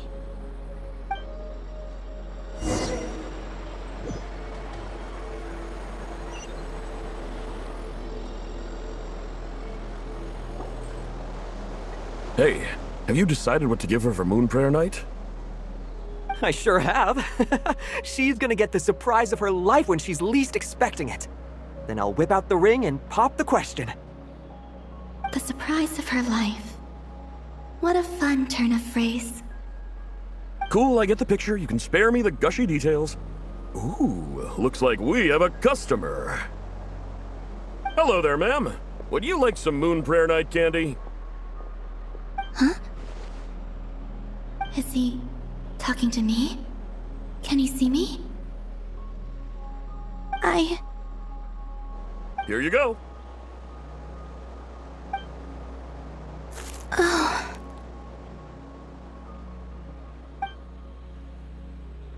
Come back anytime. Right. Now, where were we? I don't know why, but I still held out hope.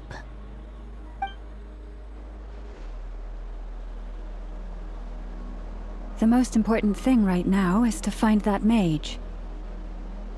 This name thing seems super important too, but where do we even start looking? I'd better go pay the Fatui a visit.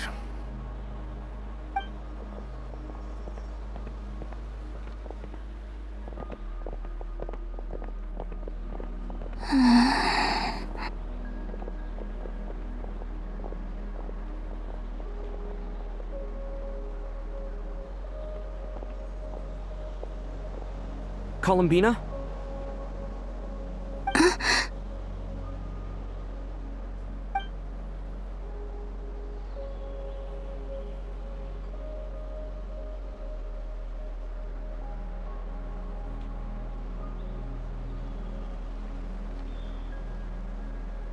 Traveler? Let's go! This is no time to be spacing out!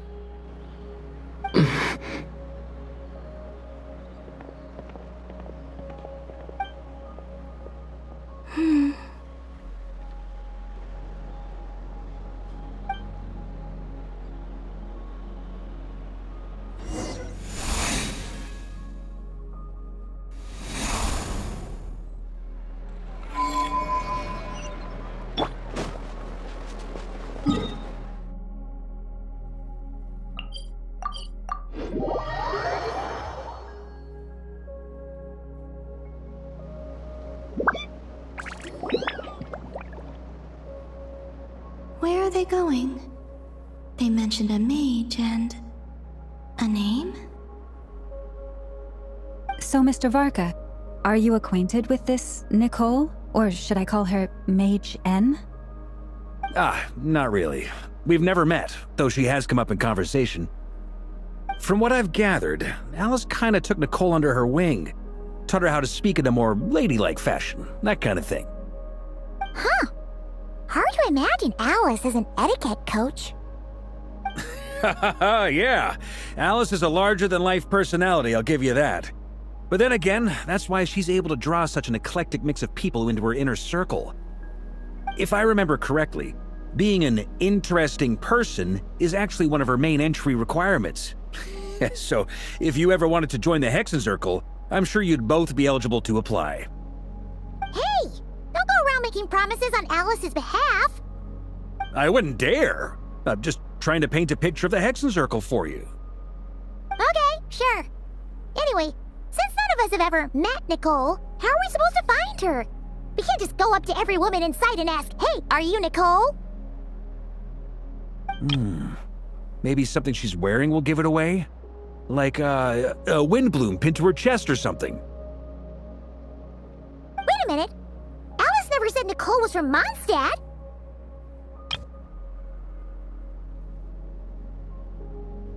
Oh, true.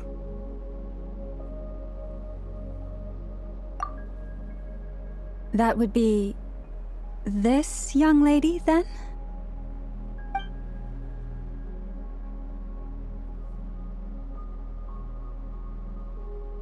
Hey there! Sorry to disturb you, but... are you Miss Nicole? Varka, Knight of Boreas of the Knights of Favonius. Alice might have mentioned me before. If we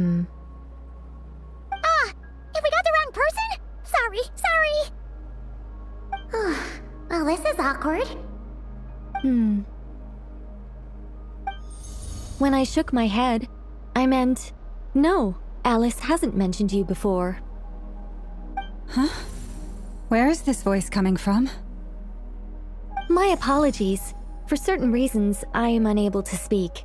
This is the only way I can communicate with you. It might take some getting used to, but I hope you can understand. Hey, it's fine. I'm more shocked by the fact that Alice never speaks about me. I mean, As for you two, we have crossed paths twice before, but it is nonetheless a pleasure to finally meet you. It's really you! Thanks for all your guidance in the past! You're quite welcome. This time, things are different. We have reached the unwritten pages of the story. You might say that we stand at the crossroads of fate. Now then, allow me to formally introduce myself. My name is...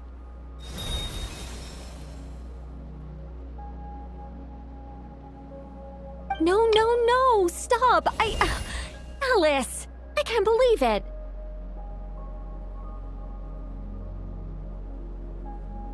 I had a whole speech prepared. I'd agonized over every single word. She always picks the worst moments to ruin other people's plans. I'm so sorry about that. Alice took the liberty of devising some bespoke self-introduction magic for each member of the Hexencircle. But I could have sworn I deleted all of the triggering conditions for it. How did it bypass everything? Oh gosh, this is so embarrassing. This is a very different side of Nicole than what we're used to. Is she not used to face-to-face interactions? Don't worry about it. We've seen that introduction magic once already, so it wasn't too much of a shock. Please go on, Miss Nicole. We'd love to hear what you have to say, or... well, communicate. Huh? Are they talking to this lady? But... will you all promise to forget that horrendously embarrassing introduction? sorry, embarrassing. When?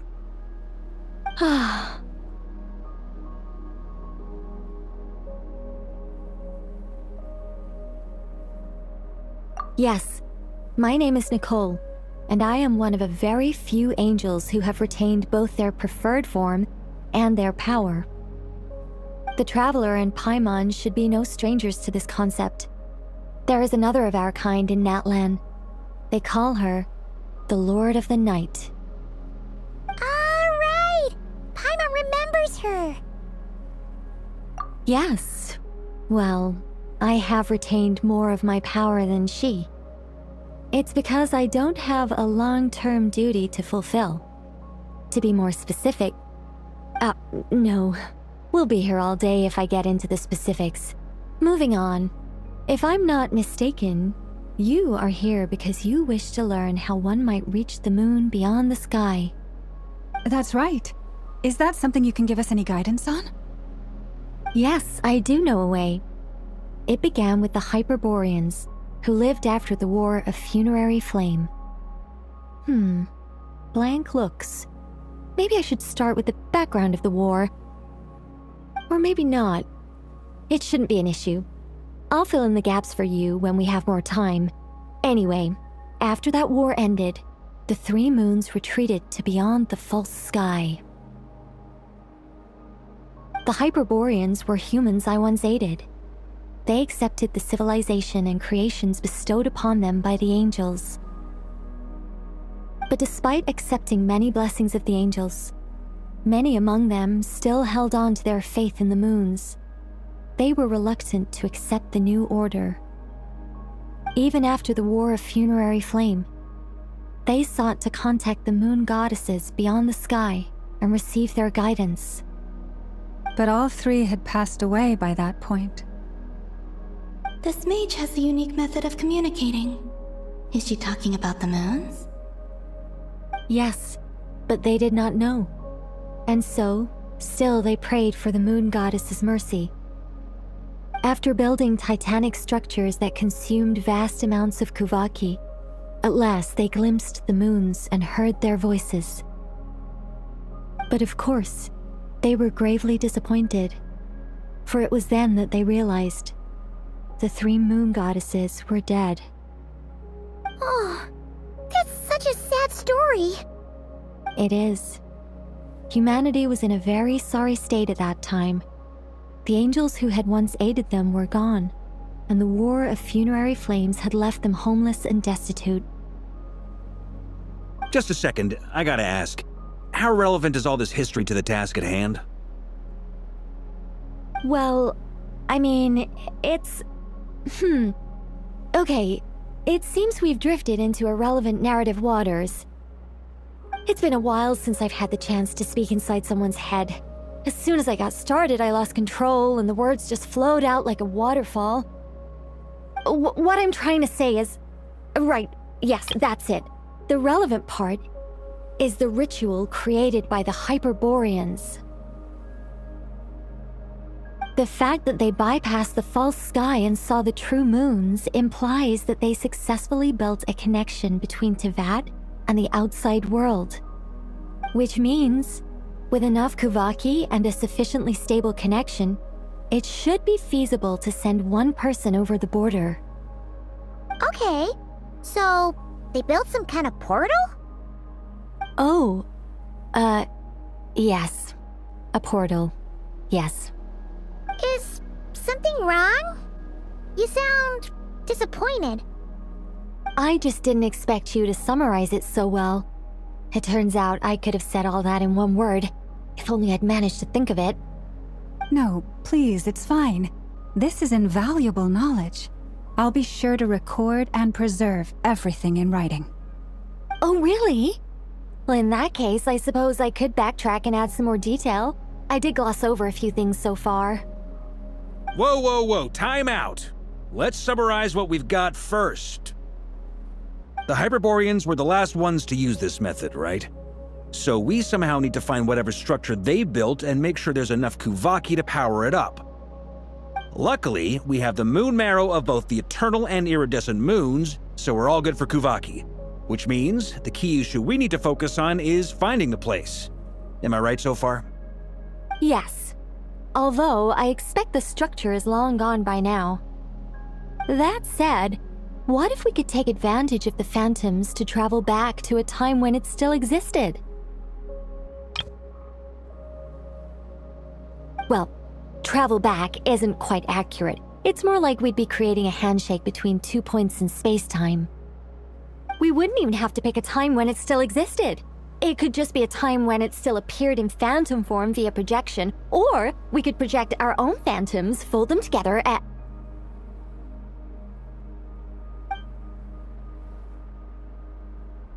You look lost. Was that too hard to follow?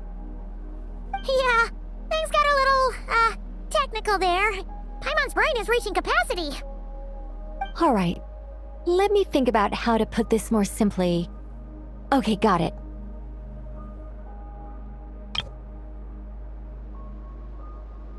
Over the next few days, I'll search for phantoms that we can use. Once I find one that meets the criteria, I'll let you know and we'll regroup. By completing certain rituals, specific individuals will be able to enter the phantom and make it to the Hyperborean structure. If everything checks out and it looks feasible, we'll just need to wait for Moon Prayer Night, and we can send the Moon Goddess back home. I'm really skimping on the detail here. Is this making any sense at all? I think so. For now, we'll just wait to hear from you. Yes. Basically, yes. Great. Counting on you.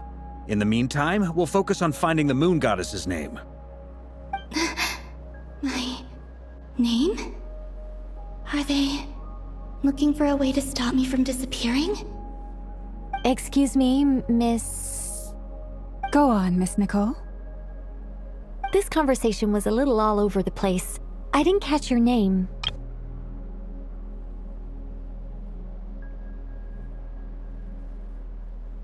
I am Lauma, of the Frost Moon Scions. Ah, I did wonder. I noticed that you listened very intently when I spoke about Hyperborea and the moon's history. If you'd be interested, I'd love to visit you this evening and go through it again in greater detail. Also, if you were serious about making a record, it would be too risky to simply write down the raw details as is. I would suggest some tweaks. Maybe rewrite the stories as fairy tales or fables, perhaps even prayers. Anyway, we can cross that bridge when we come to it. So, see you later then? Oh, and no need to prepare anything. Just a cup of tea will do. See ya! She seems friendly. It's just... It's so nice to find someone who's actually willing to listen. I've been dying for a chance to finally go through all this systematically from start to finish. Any longer and I'd probably start forgetting it. Now Paimon gets why Alice told us to mind our heads. Ha ha ha! What did I tell you? A lot of quirky people in Alice's orbit. Now then, the next order of business is, where do we start looking for the Moon Goddess's name? Maybe the rest of what Nicole has to say might give us some clues. Once I've heard her out, I'll summarize the salient points and share them with you all. I'm also inclined to review our other documents. Yes, our faith was first established by our Hyperborean ancestors, but many of the more factually accurate records are from after Kuthar's birth. Sounds like we're gonna follow Columbina's journey through Devat, huh? In that case, we'll start by heading to the Frostmoon Enclave. Sounds like a plan. Take this with you. I'll see about getting in touch with the Fatui. It'll probably just be Arlecchino and Sandroni again. They're the only ones who would want to help. Thank you, Mr. Varka. Don't mention it. Honestly, I'm more comfortable dealing with the Fatui than prying into the details of a young lady's childhood. Catch you later. I should follow them, just in case there's some way that I can help.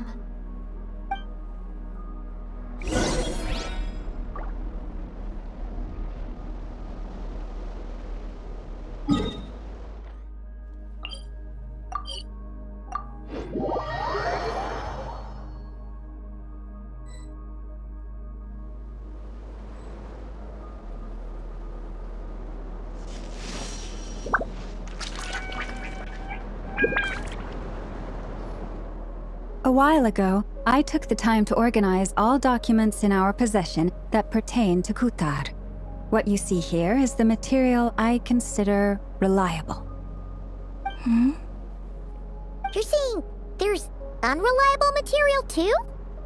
Yes. Most of the information we have was transmitted through an oral tradition. Inevitably, some of her stories were mythologized and deified over the years through countless retellings.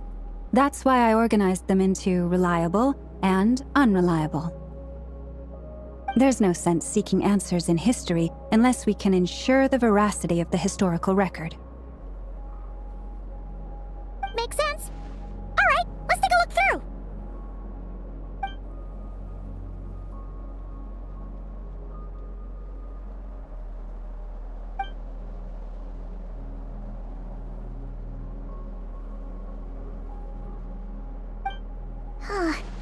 Almost all these records refer to Kutar instead of Columbina.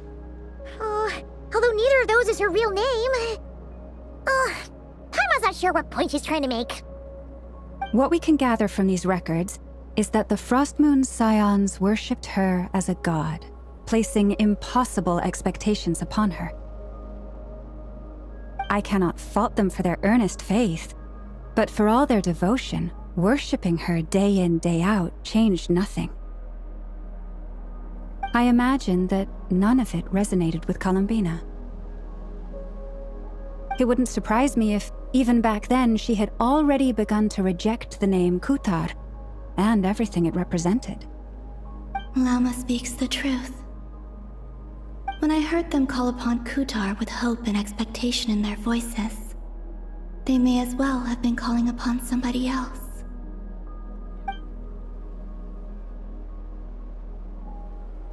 Well, that's a bit complicated.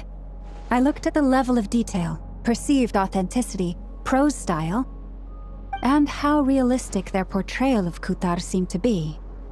Amongst the Frostmoon scions of today, only I know of her existence, and I alone have spoken to her face to face. As such, I know that there are certain things she simply would never do. That being said, I have sensed some changes in her lately. Changes? Me? Seems like this is getting us nowhere.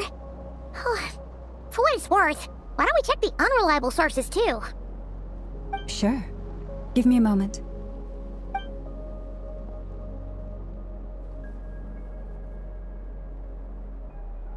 Exerting but a fraction of her divine might, Kutar sheared a great mass from the snow-capped mountain and cast it into the sea, upon whose surface shone the mirror image of the moon. Thus was formed the island of Hisi. Yeah, right. That doesn't even begin to pass the sniff test. The 3 moons are naught but lies through and through. Only one moon has ever shone for us, and Kutar is her name. The vast majority of ancient texts are filled with fanciful tales like these. I trust you understand my criteria a little better now. Kutar did not speak, merely gazing into the distance in silence. And where her gaze landed, this was her prophecy. Clearly, whoever wrote this text never even met Kutar. Otherwise, they'd know that her eyes are always closed. What about you, Traveler? What are you reading? Come on, let Paimon see. The child wished to build a wooden nest with which to shield a fledgling bird from the cold. But being so young and lacking in strength, the child could not snap the branches from the trees. Kutar was passing by. Upon seeing the child, she summoned forth a Kuhenki, who built a beautiful nest for the child. I remember that. Not knowing the meaning of Kutar's divine intervention, the child dared not to respond, and thus ran home to call their parents. But Kutar was gone. The Moon Chanter declared the event a miracle and took the nest as a relic, placing it on high for all to see. The child was named as one favored by the goddess and was greatly respected amongst the people. Yet, no further miracles were bestowed, and this matter was forgotten in but a few years. Huh. Any thoughts after reading that? Yeah, Columbina probably probably just wanted to join the kid in making nests. Ah. I'd originally considered this a fabrication, because Kutar did not perform any similar actions in subsequent records. But now that I think about it, it does seem like something Columbina would do.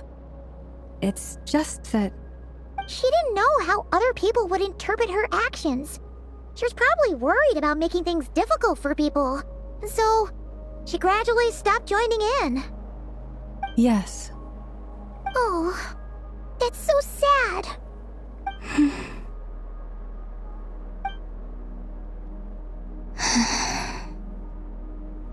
And now, I can make no such gestures of warmth, even if I want to.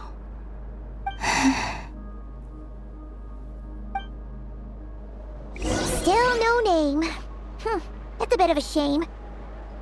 But we did learn some interesting stories. That's gotta count for something. Barca said he was gonna set up a meeting with Arlecchino and Centrone, right? Let's go back to Nasha Town and see how he's doing.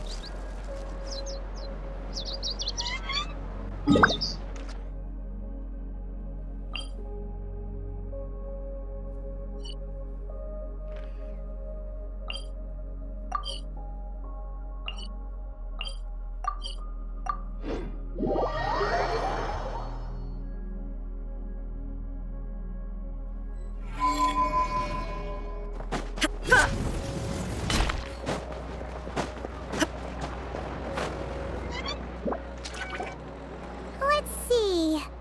There's Varka. Oh, and it's Durin and Albedo too. Yeah, this is pretty much the same place we bumped into each other last time. I convinced them to stick around a little longer. We were all waiting on people, so I figured having a little company would help pass the time. Ah, so you've been waiting for us? Does this mean that you've already arranged things with the Fatui?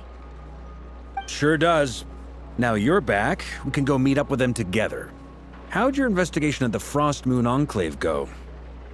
Well, we didn't find out Columbina's true name. But apart from that, it went pretty well. Aha, just as well that I didn't tag along then. I'm sure our moon goddess wouldn't want every man and his dog knowing all about her private life. Still, desperate times, desperate measures, I guess. Someone had to do it. So, Varka was waiting on us, but what about you two? Are you waiting for Alice? Oh, no. We already met with her. We discussed that experiment I mentioned to you last time. Oh, and she also handed me this communication device. That's right. I understand she informed you about the relationship between the Phantom phenomena and Tevat's borders, yes? She wants me to help her with some more experiments on that front. She said that she'll contact me through this device with more information. Ah, I see. Following instructions and making observations. Pretty common research method. Takes me right back to Albedo's lab. Wait, then who exactly are you meeting? Someone you know. Albedo's met him too. But I don't think Miss Lauma or the Grand Master have been introduced. Introductions are overrated, especially in cases like this. It's you! So? It's not like the Academia has prohibitions against going abroad. Also, I applied for leave.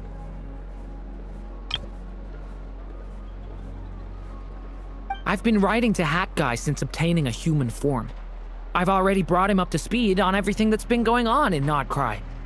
Hat Guy? Turns out, I actually have heard that name before. Oh? Then why did you react the same way I did? I only knew the name, not the fella. But since we're all here, let's do some introductions for what it's worth. I'm Varka, Grand Master of the Knights of Favonius. Lauma, Moon Chanter of the Frost Moon Scions. And I'm a Driosh from the Vahumana Darshan of the Sumeru Academia. Hat Guy. Good to see you again, Mr. Guy. I believe we last saw each other on the boat ride here.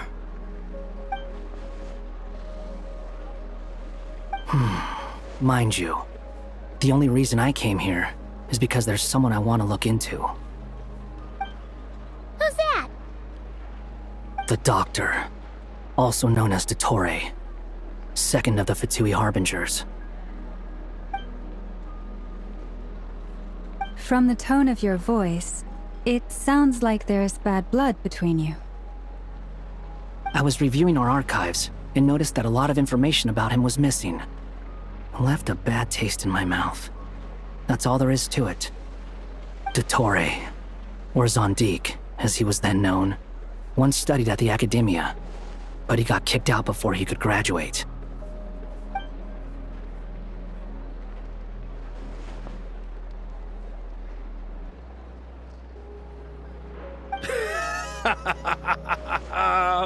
So the Harbinger's #2 man is a college dropout? How embarrassing for them. Last we heard, he was planning something. We actually heard that a few times before, even coming to Nocturne, but we haven't seen a trace of him since we got here. He only appears when something interests him. For all we know, he might have left already. But the fact he did something here at all is worth noting. It'll fill a couple extra lines in his file.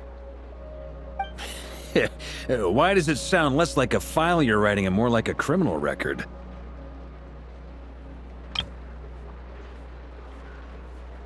Anyway, we were just about to meet 2 of the other Harbingers. Want to come along? You might learn a thing or 2 about him there. Sure. Even though they're Harbingers, well, they're old acquaintances of ours, so, you know, when you talk to them, try to be... I got it. The Frostmoon Scion's relations with the Fatui remain tense. Forgive me if I do not attend.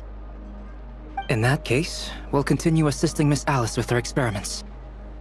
Good stuff. Everyone's having a fruitful time. All right, we better get going. I'll lead the way.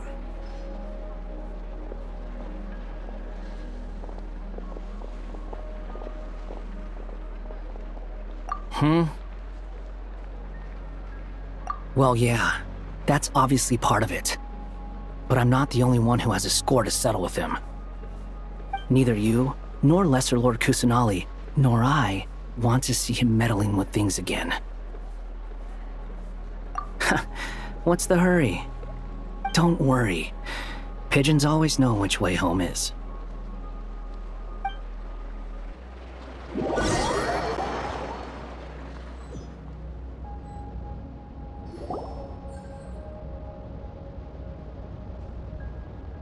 You made it.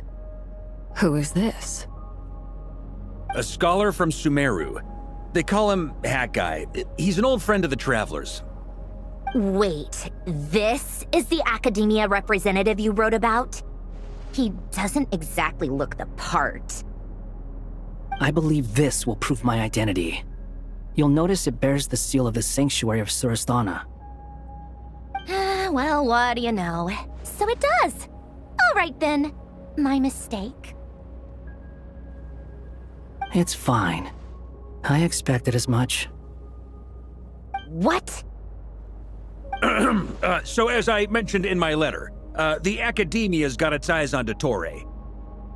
But this matter remains top secret. Apart from those assisting in the investigation, the fewer people who know, the better. If anyone asks, I'm here in Nocturne to pursue my personal academic interests. Gotta say, Varka, you did pretty well to keep all this under wraps for so long. Sounds like you got in touch with the Academia about this way back. You flatter me. Where do I even start? Remember that time we fought Rerir at Star Sand Shoal?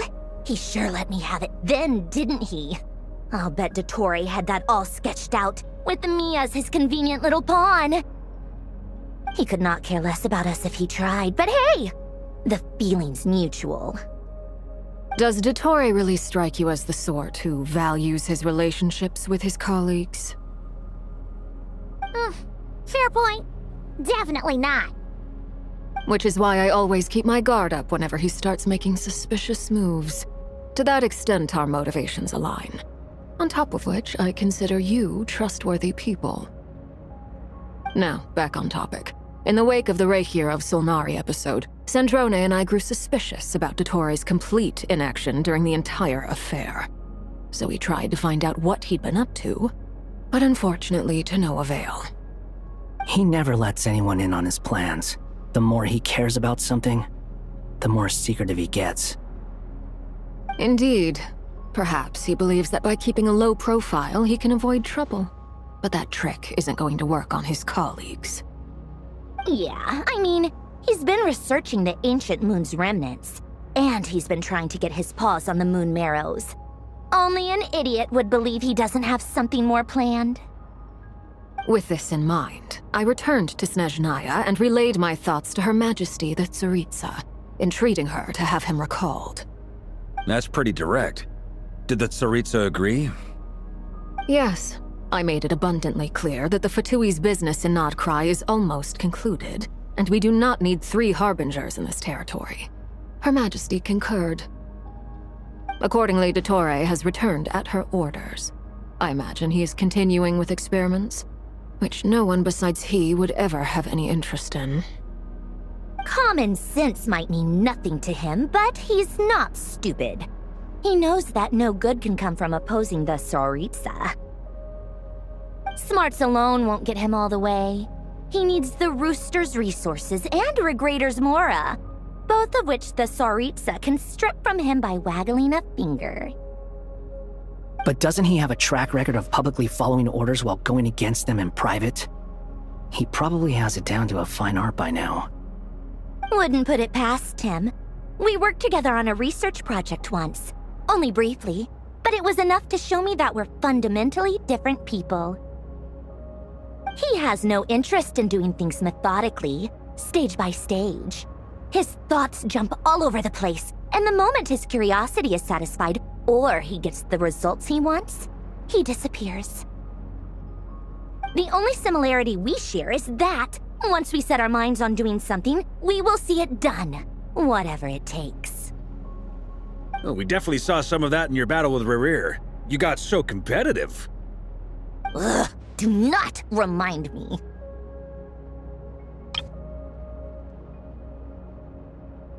Then I believe we all concur. Dottore will not simply give up. Fantastic. Now this is turning into a whole day of unpleasant memories. Ugh. Are you talking about the moon marrow stuff? He also strikes me as the kind of person to disregard experimental regulations, ruin all the equipment, and go way over budget. Then leave the first person he can find to deal with the fallout. Exactly! This one time, he was running some high-temperature experiment and the substance exploded.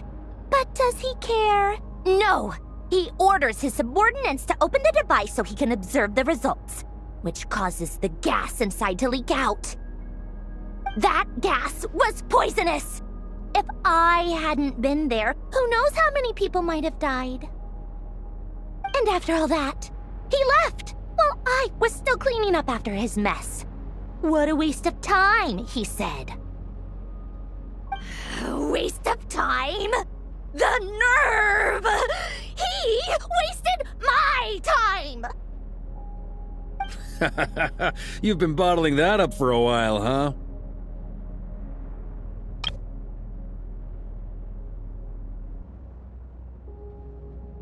Hat guy, I must say, you seem awfully familiar with internal Fatui affairs, especially when it comes to Dottore. Thank you, Lady Harbingers, for providing such valuable information. I have no other questions for now, so I'll be on my way. Wait, what? You're just gonna leave? You're welcome to join if you want.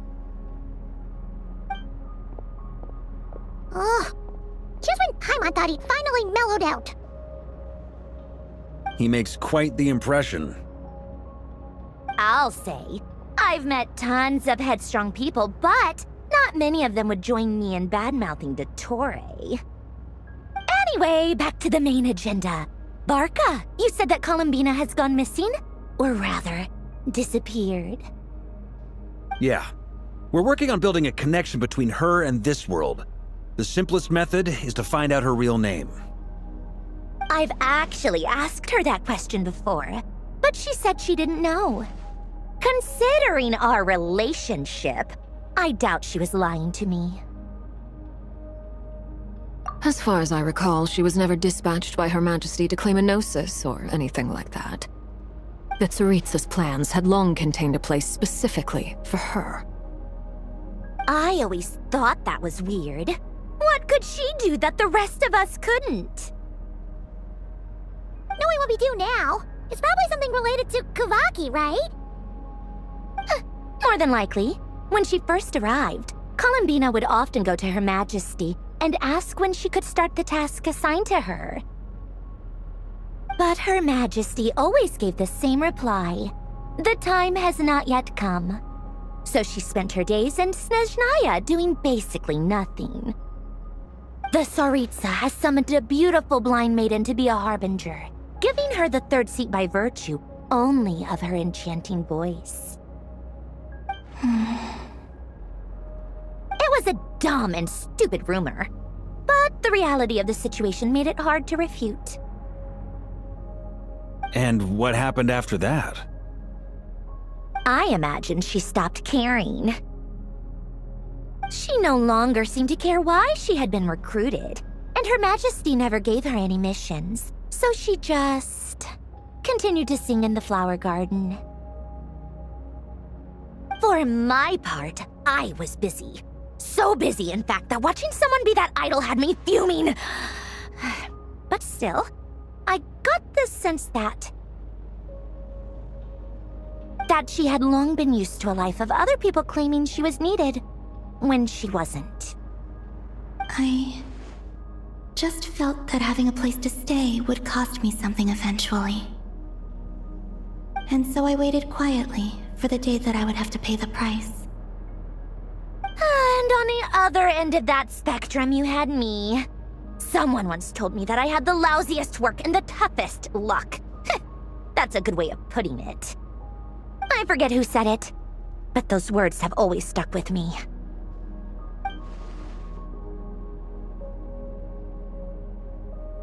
But you've done your job exceptionally well all this time. Because at heart, you are a conscientious person. What is it? Something come to mind?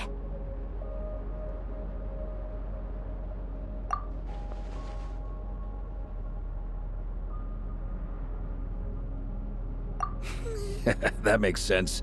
Nothing screams you are needed like your name shouted from across the town. Well, good luck with it. But if you ask me, Columbina is still the most shoutable name. I'm just so used to it now. After all the arguments we've had, I can't be bothered trying to remember another name for her. Nor I. Sandrone. Harlequino.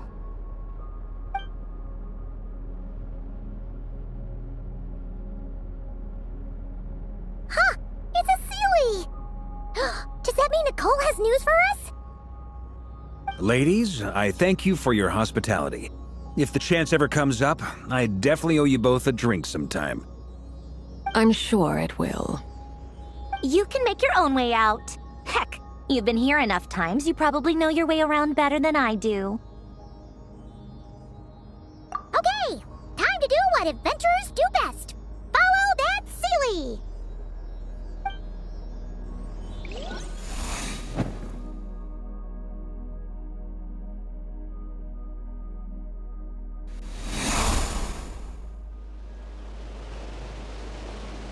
Here you are.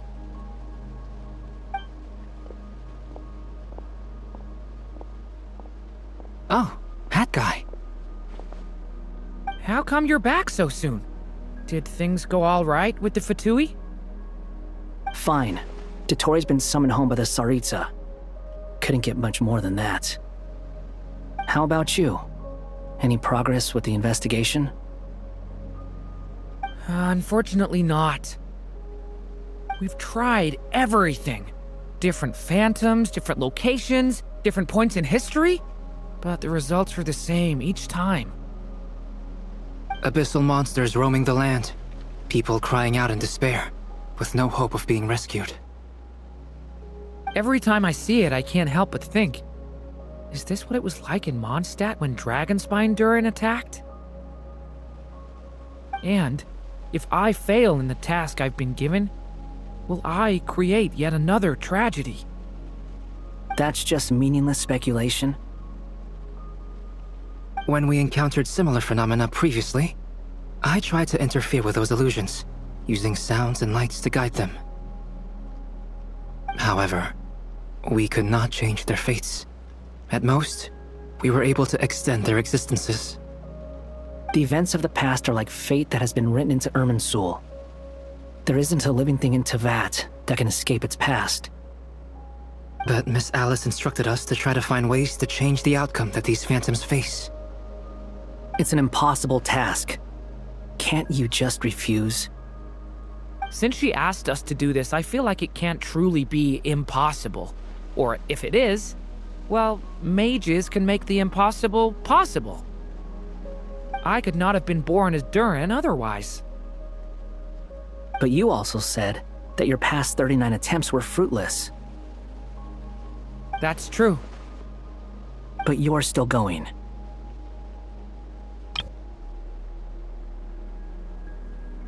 Yes. After this many futile attempts, surely you realize that you're not doing this because you still believe what some mage told you. It's because you want her hypothesis to come true. It's something you wish for deep inside. So, think for yourself about what you want to do. As long as you don't believe it's futile, it isn't. Yeah.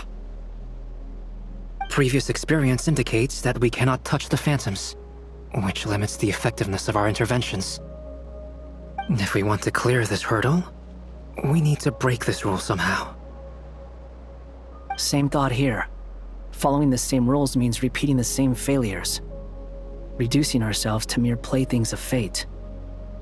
So you mean we need to figure out a way to make contact with them despite knowing that we can't? Yes, and I suspect that's something only you are capable of. Everything in Teyvat is logged in Irminsul, but the withering that once occurred in Sumeru was a sign that the Great World Tree was being corrupted. This corruption allowed things that should not have existed in Teyvat to appear. This is tantamount to rewriting reality to an extent. You're saying abyssal power might be able to affect those phantoms? No one's ever tried it before. If you're gonna try it, it'll take courage. And you have to be confident that you can control it. Is anyone there? Has anyone seen my daughter? She's missing. I have to find her. I hear someone inside. Spargana? Are you in there?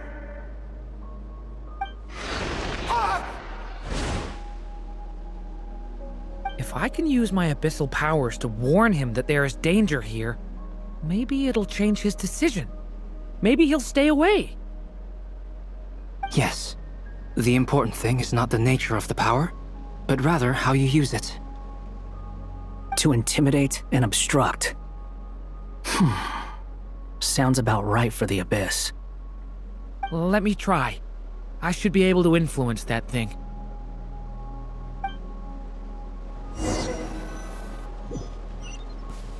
Have you seen a little girl? What? This isn't the time for that! Just run!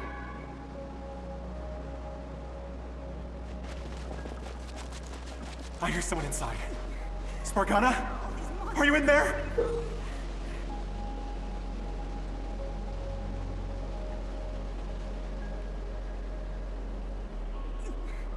Where are all these monsters coming from?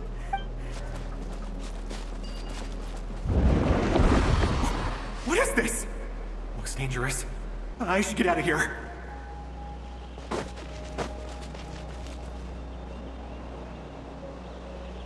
He really left. Ha! We did it! Don't celebrate too soon. Follow him.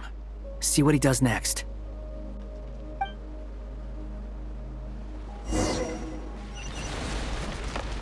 Monsters approaching from the front. You need to stop them, and create an opportunity for him to hide.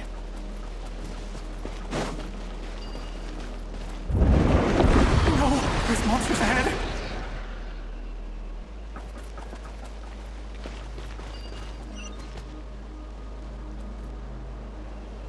Wait, is that the barrier I saw earlier? Why is it appearing now? It's as if someone's controlling it.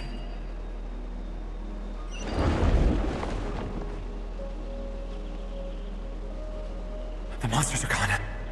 Is it safe now?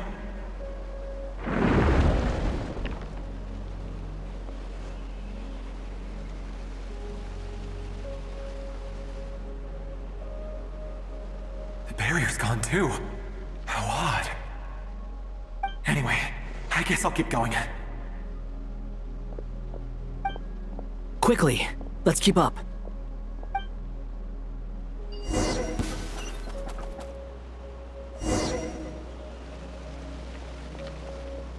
Wait, there was someone else here? Don't go any further. We've got anti-monster traps laid out everywhere. But my daughter must just be up ahead. I have to go. This way's blocked.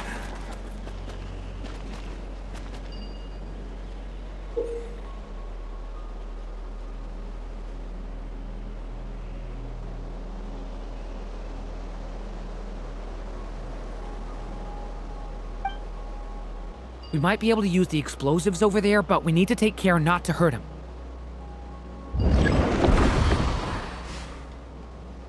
I'll use the barrier to keep him at a safe distance.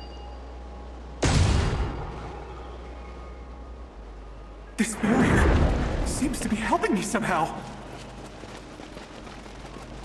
Hey, wake up! Oh, no good. Gotta keep moving ahead.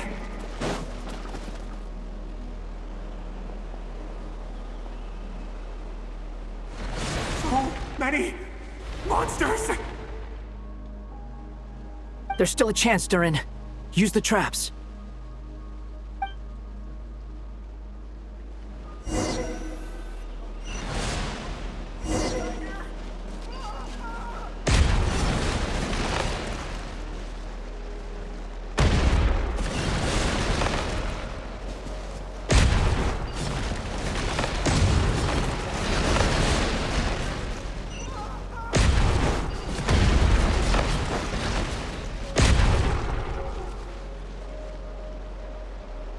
This is a new development. I've never seen this happen before.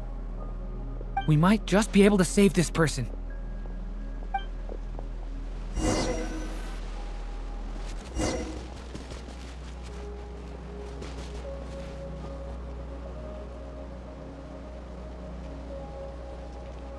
Hello there. Have you seen my daughter? Spargana's her name. She's carrying a large backpack. Get out while you still can, you fool. You won't find any survivors here. But I can't just leave her here. She must be so scared right now. Sorry. Wish I could help, but I haven't seen her. You'll just have to keep looking. Okay, thank you. If I do find her, I'll get her to shelter and come back for you. Don't bother. I've got nowhere left to go. What's that noise? Monster! No, if he goes inside, he'll be walking into a trap. Let's try this once more. This time, we have to stop him.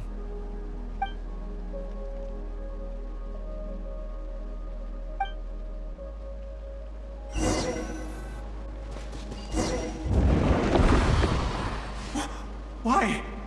How will I know where Spargana's gone like this? You know what? I'll trust this strange barrier.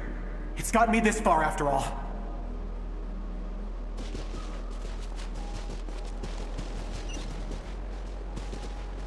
Spargana? What? Hey! Let us out!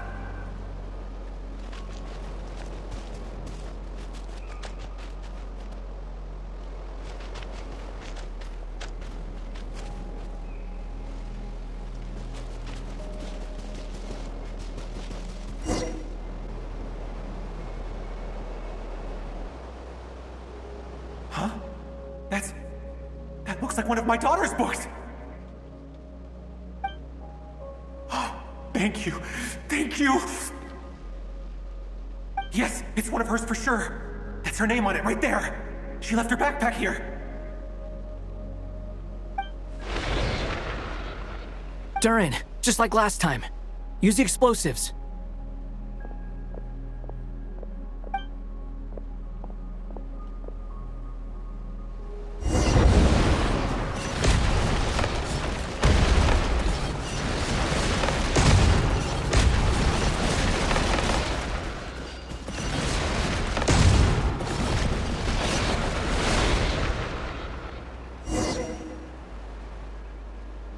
It won't work. There's not enough left. If he makes it in, he'll die. But then, this clue could be the key to him finding his daughter. It might not be the only one. Better he misses that clue than loses his life. I guess so.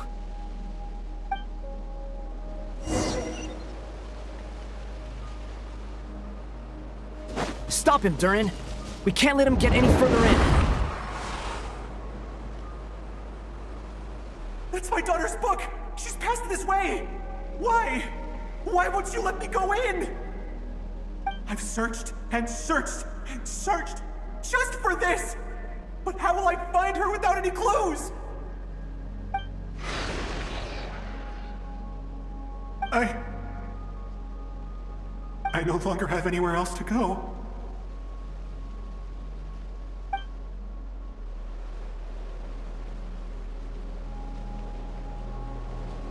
I'm sorry.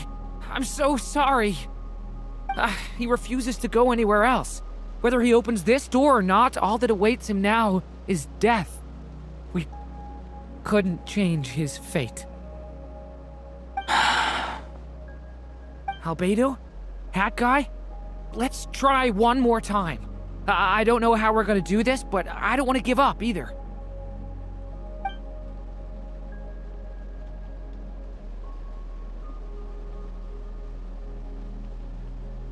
Why am I here? What's going on? All these scenes running through my head. Where are they from? Huh? What's going on? His reactions have changed.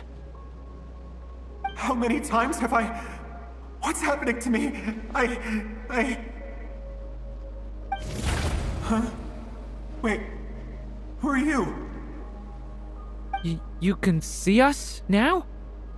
I feel like I always could, but that I only just realized you were there. I'm sorry, I don't know how to describe what I'm feeling. But you were the ones guiding me using that marked barrier, right? I haven't done anything yet, but those monsters, those deaths, they feel like memories. Like things I really did experience. I won't find my daughter. In fact, I'll ultimately die trying to find her. Isn't that right? Well, no, it isn't. Yes, it is.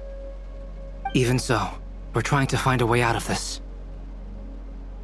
You've not seen my daughter either, have you? It seems she really isn't here.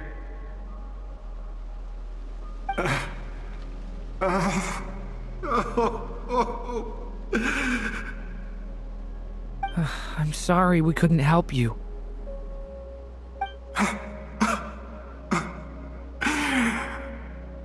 I'm just tired. Maybe this is destiny. Maybe it doesn't matter how hard I search. How long do I have left? Experience says 15 to 20 minutes. 15 to 20. Thank you for all your help. Let's rest a while. You look exhausted too. Now's not the time for you to start pitying us.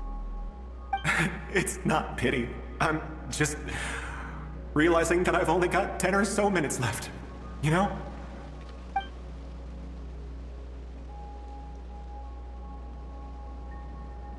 You say you're from Mondstadt, yes? A place with windmills, where people enjoy limitless freedom? And you're from Sumeru, Where they've built an academy into a giant tree? Yes. It seems you've never heard of either place. Those names are unknown to me, I'm afraid, yes. Have you heard of Hyperborea? I have, but I heard that it was destroyed in the distant past. I see. That was where my ancestors once lived. What about Delphi Pytho? Was it later rebuilt? I've never heard that name. Then what about Sal Vindagnir? I have seen that name on stone tablets on Dragonspine, but I'm afraid the only things left of that place are its ruins. I see. Sure enough, there was no way to turn this around, huh? I'm sorry. I was the one who asked to chat, but it seems like we're too many ages apart. There's barely any common ground to start from. It's all right. We did hear something new, at least. From how you speak of your lives, things must be going all right for you, I guess. They are. Mondstadt is a place of freedom and happiness. There's a lot of good people in the church and the Knights of Favonius, and even outsiders find that it's an easy place to feel at home. We have festivals a few times a year. Everyone gets together to drink, sing, and be merry. Sumeru is a lot more uptight. Not really the kind of place where you can relax. It's a nation fraught with problems wherever you look. But if all you want in life is to seek knowledge, I guess it's pretty much paradise. That's wonderful. In other words, after this all-devouring black tide passed, humanity did not merely avoid extinction, but rose to build prosperous civilizations anew. I mean, I can see you all right now. That must mean the future isn't a total mess, right? That's true. Well, time's almost up. Let's part ways, I think. Might be best if you don't waste too much time on me. The chances are slim, I know, but I'd like to spend these last few minutes looking for Spargana. If things work out, I'd love to tell her about what I've heard. May we meet again. Well, or not, most probably. In that case, may your wishes come true.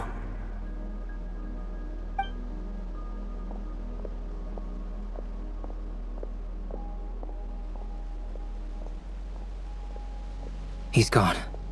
In a few minutes, he will meet the end that was his to begin with. The ending of this tale did not change, but I believe that we've just made the most progress we have yet. May your wishes come true. If only it were so simple.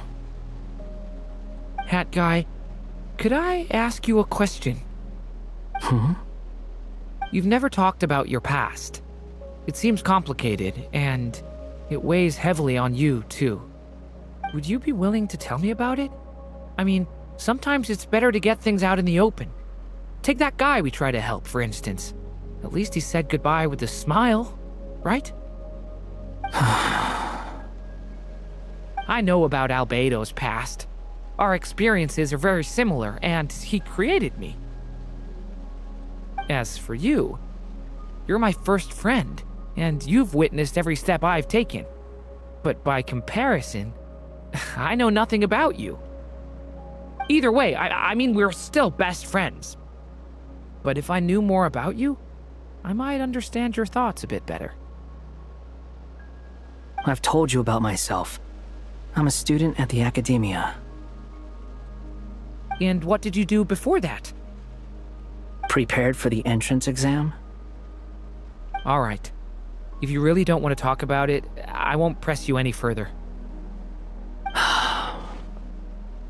I was a puppet built from the branches of a white tree, using technology left behind by the Conrian schools of mechanical engineering.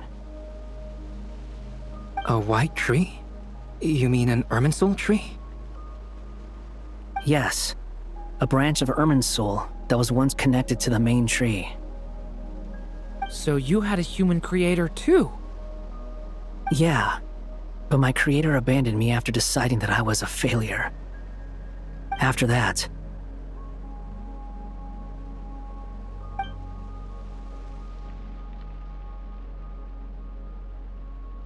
Durin.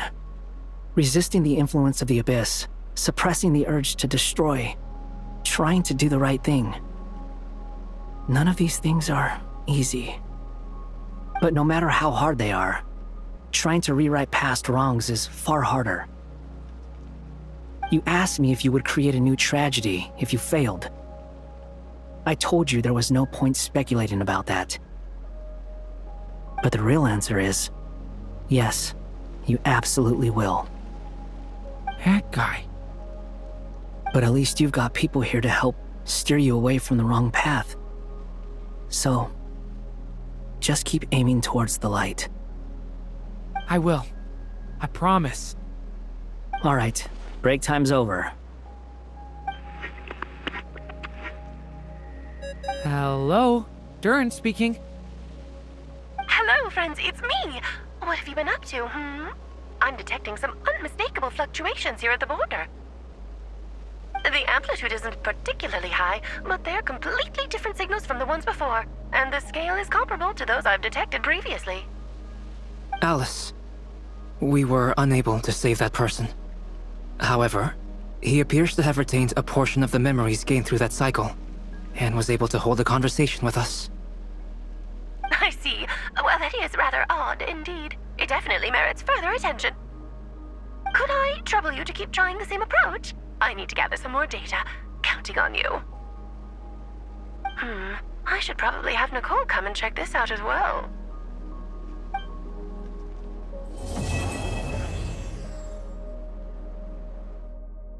All in a day's work.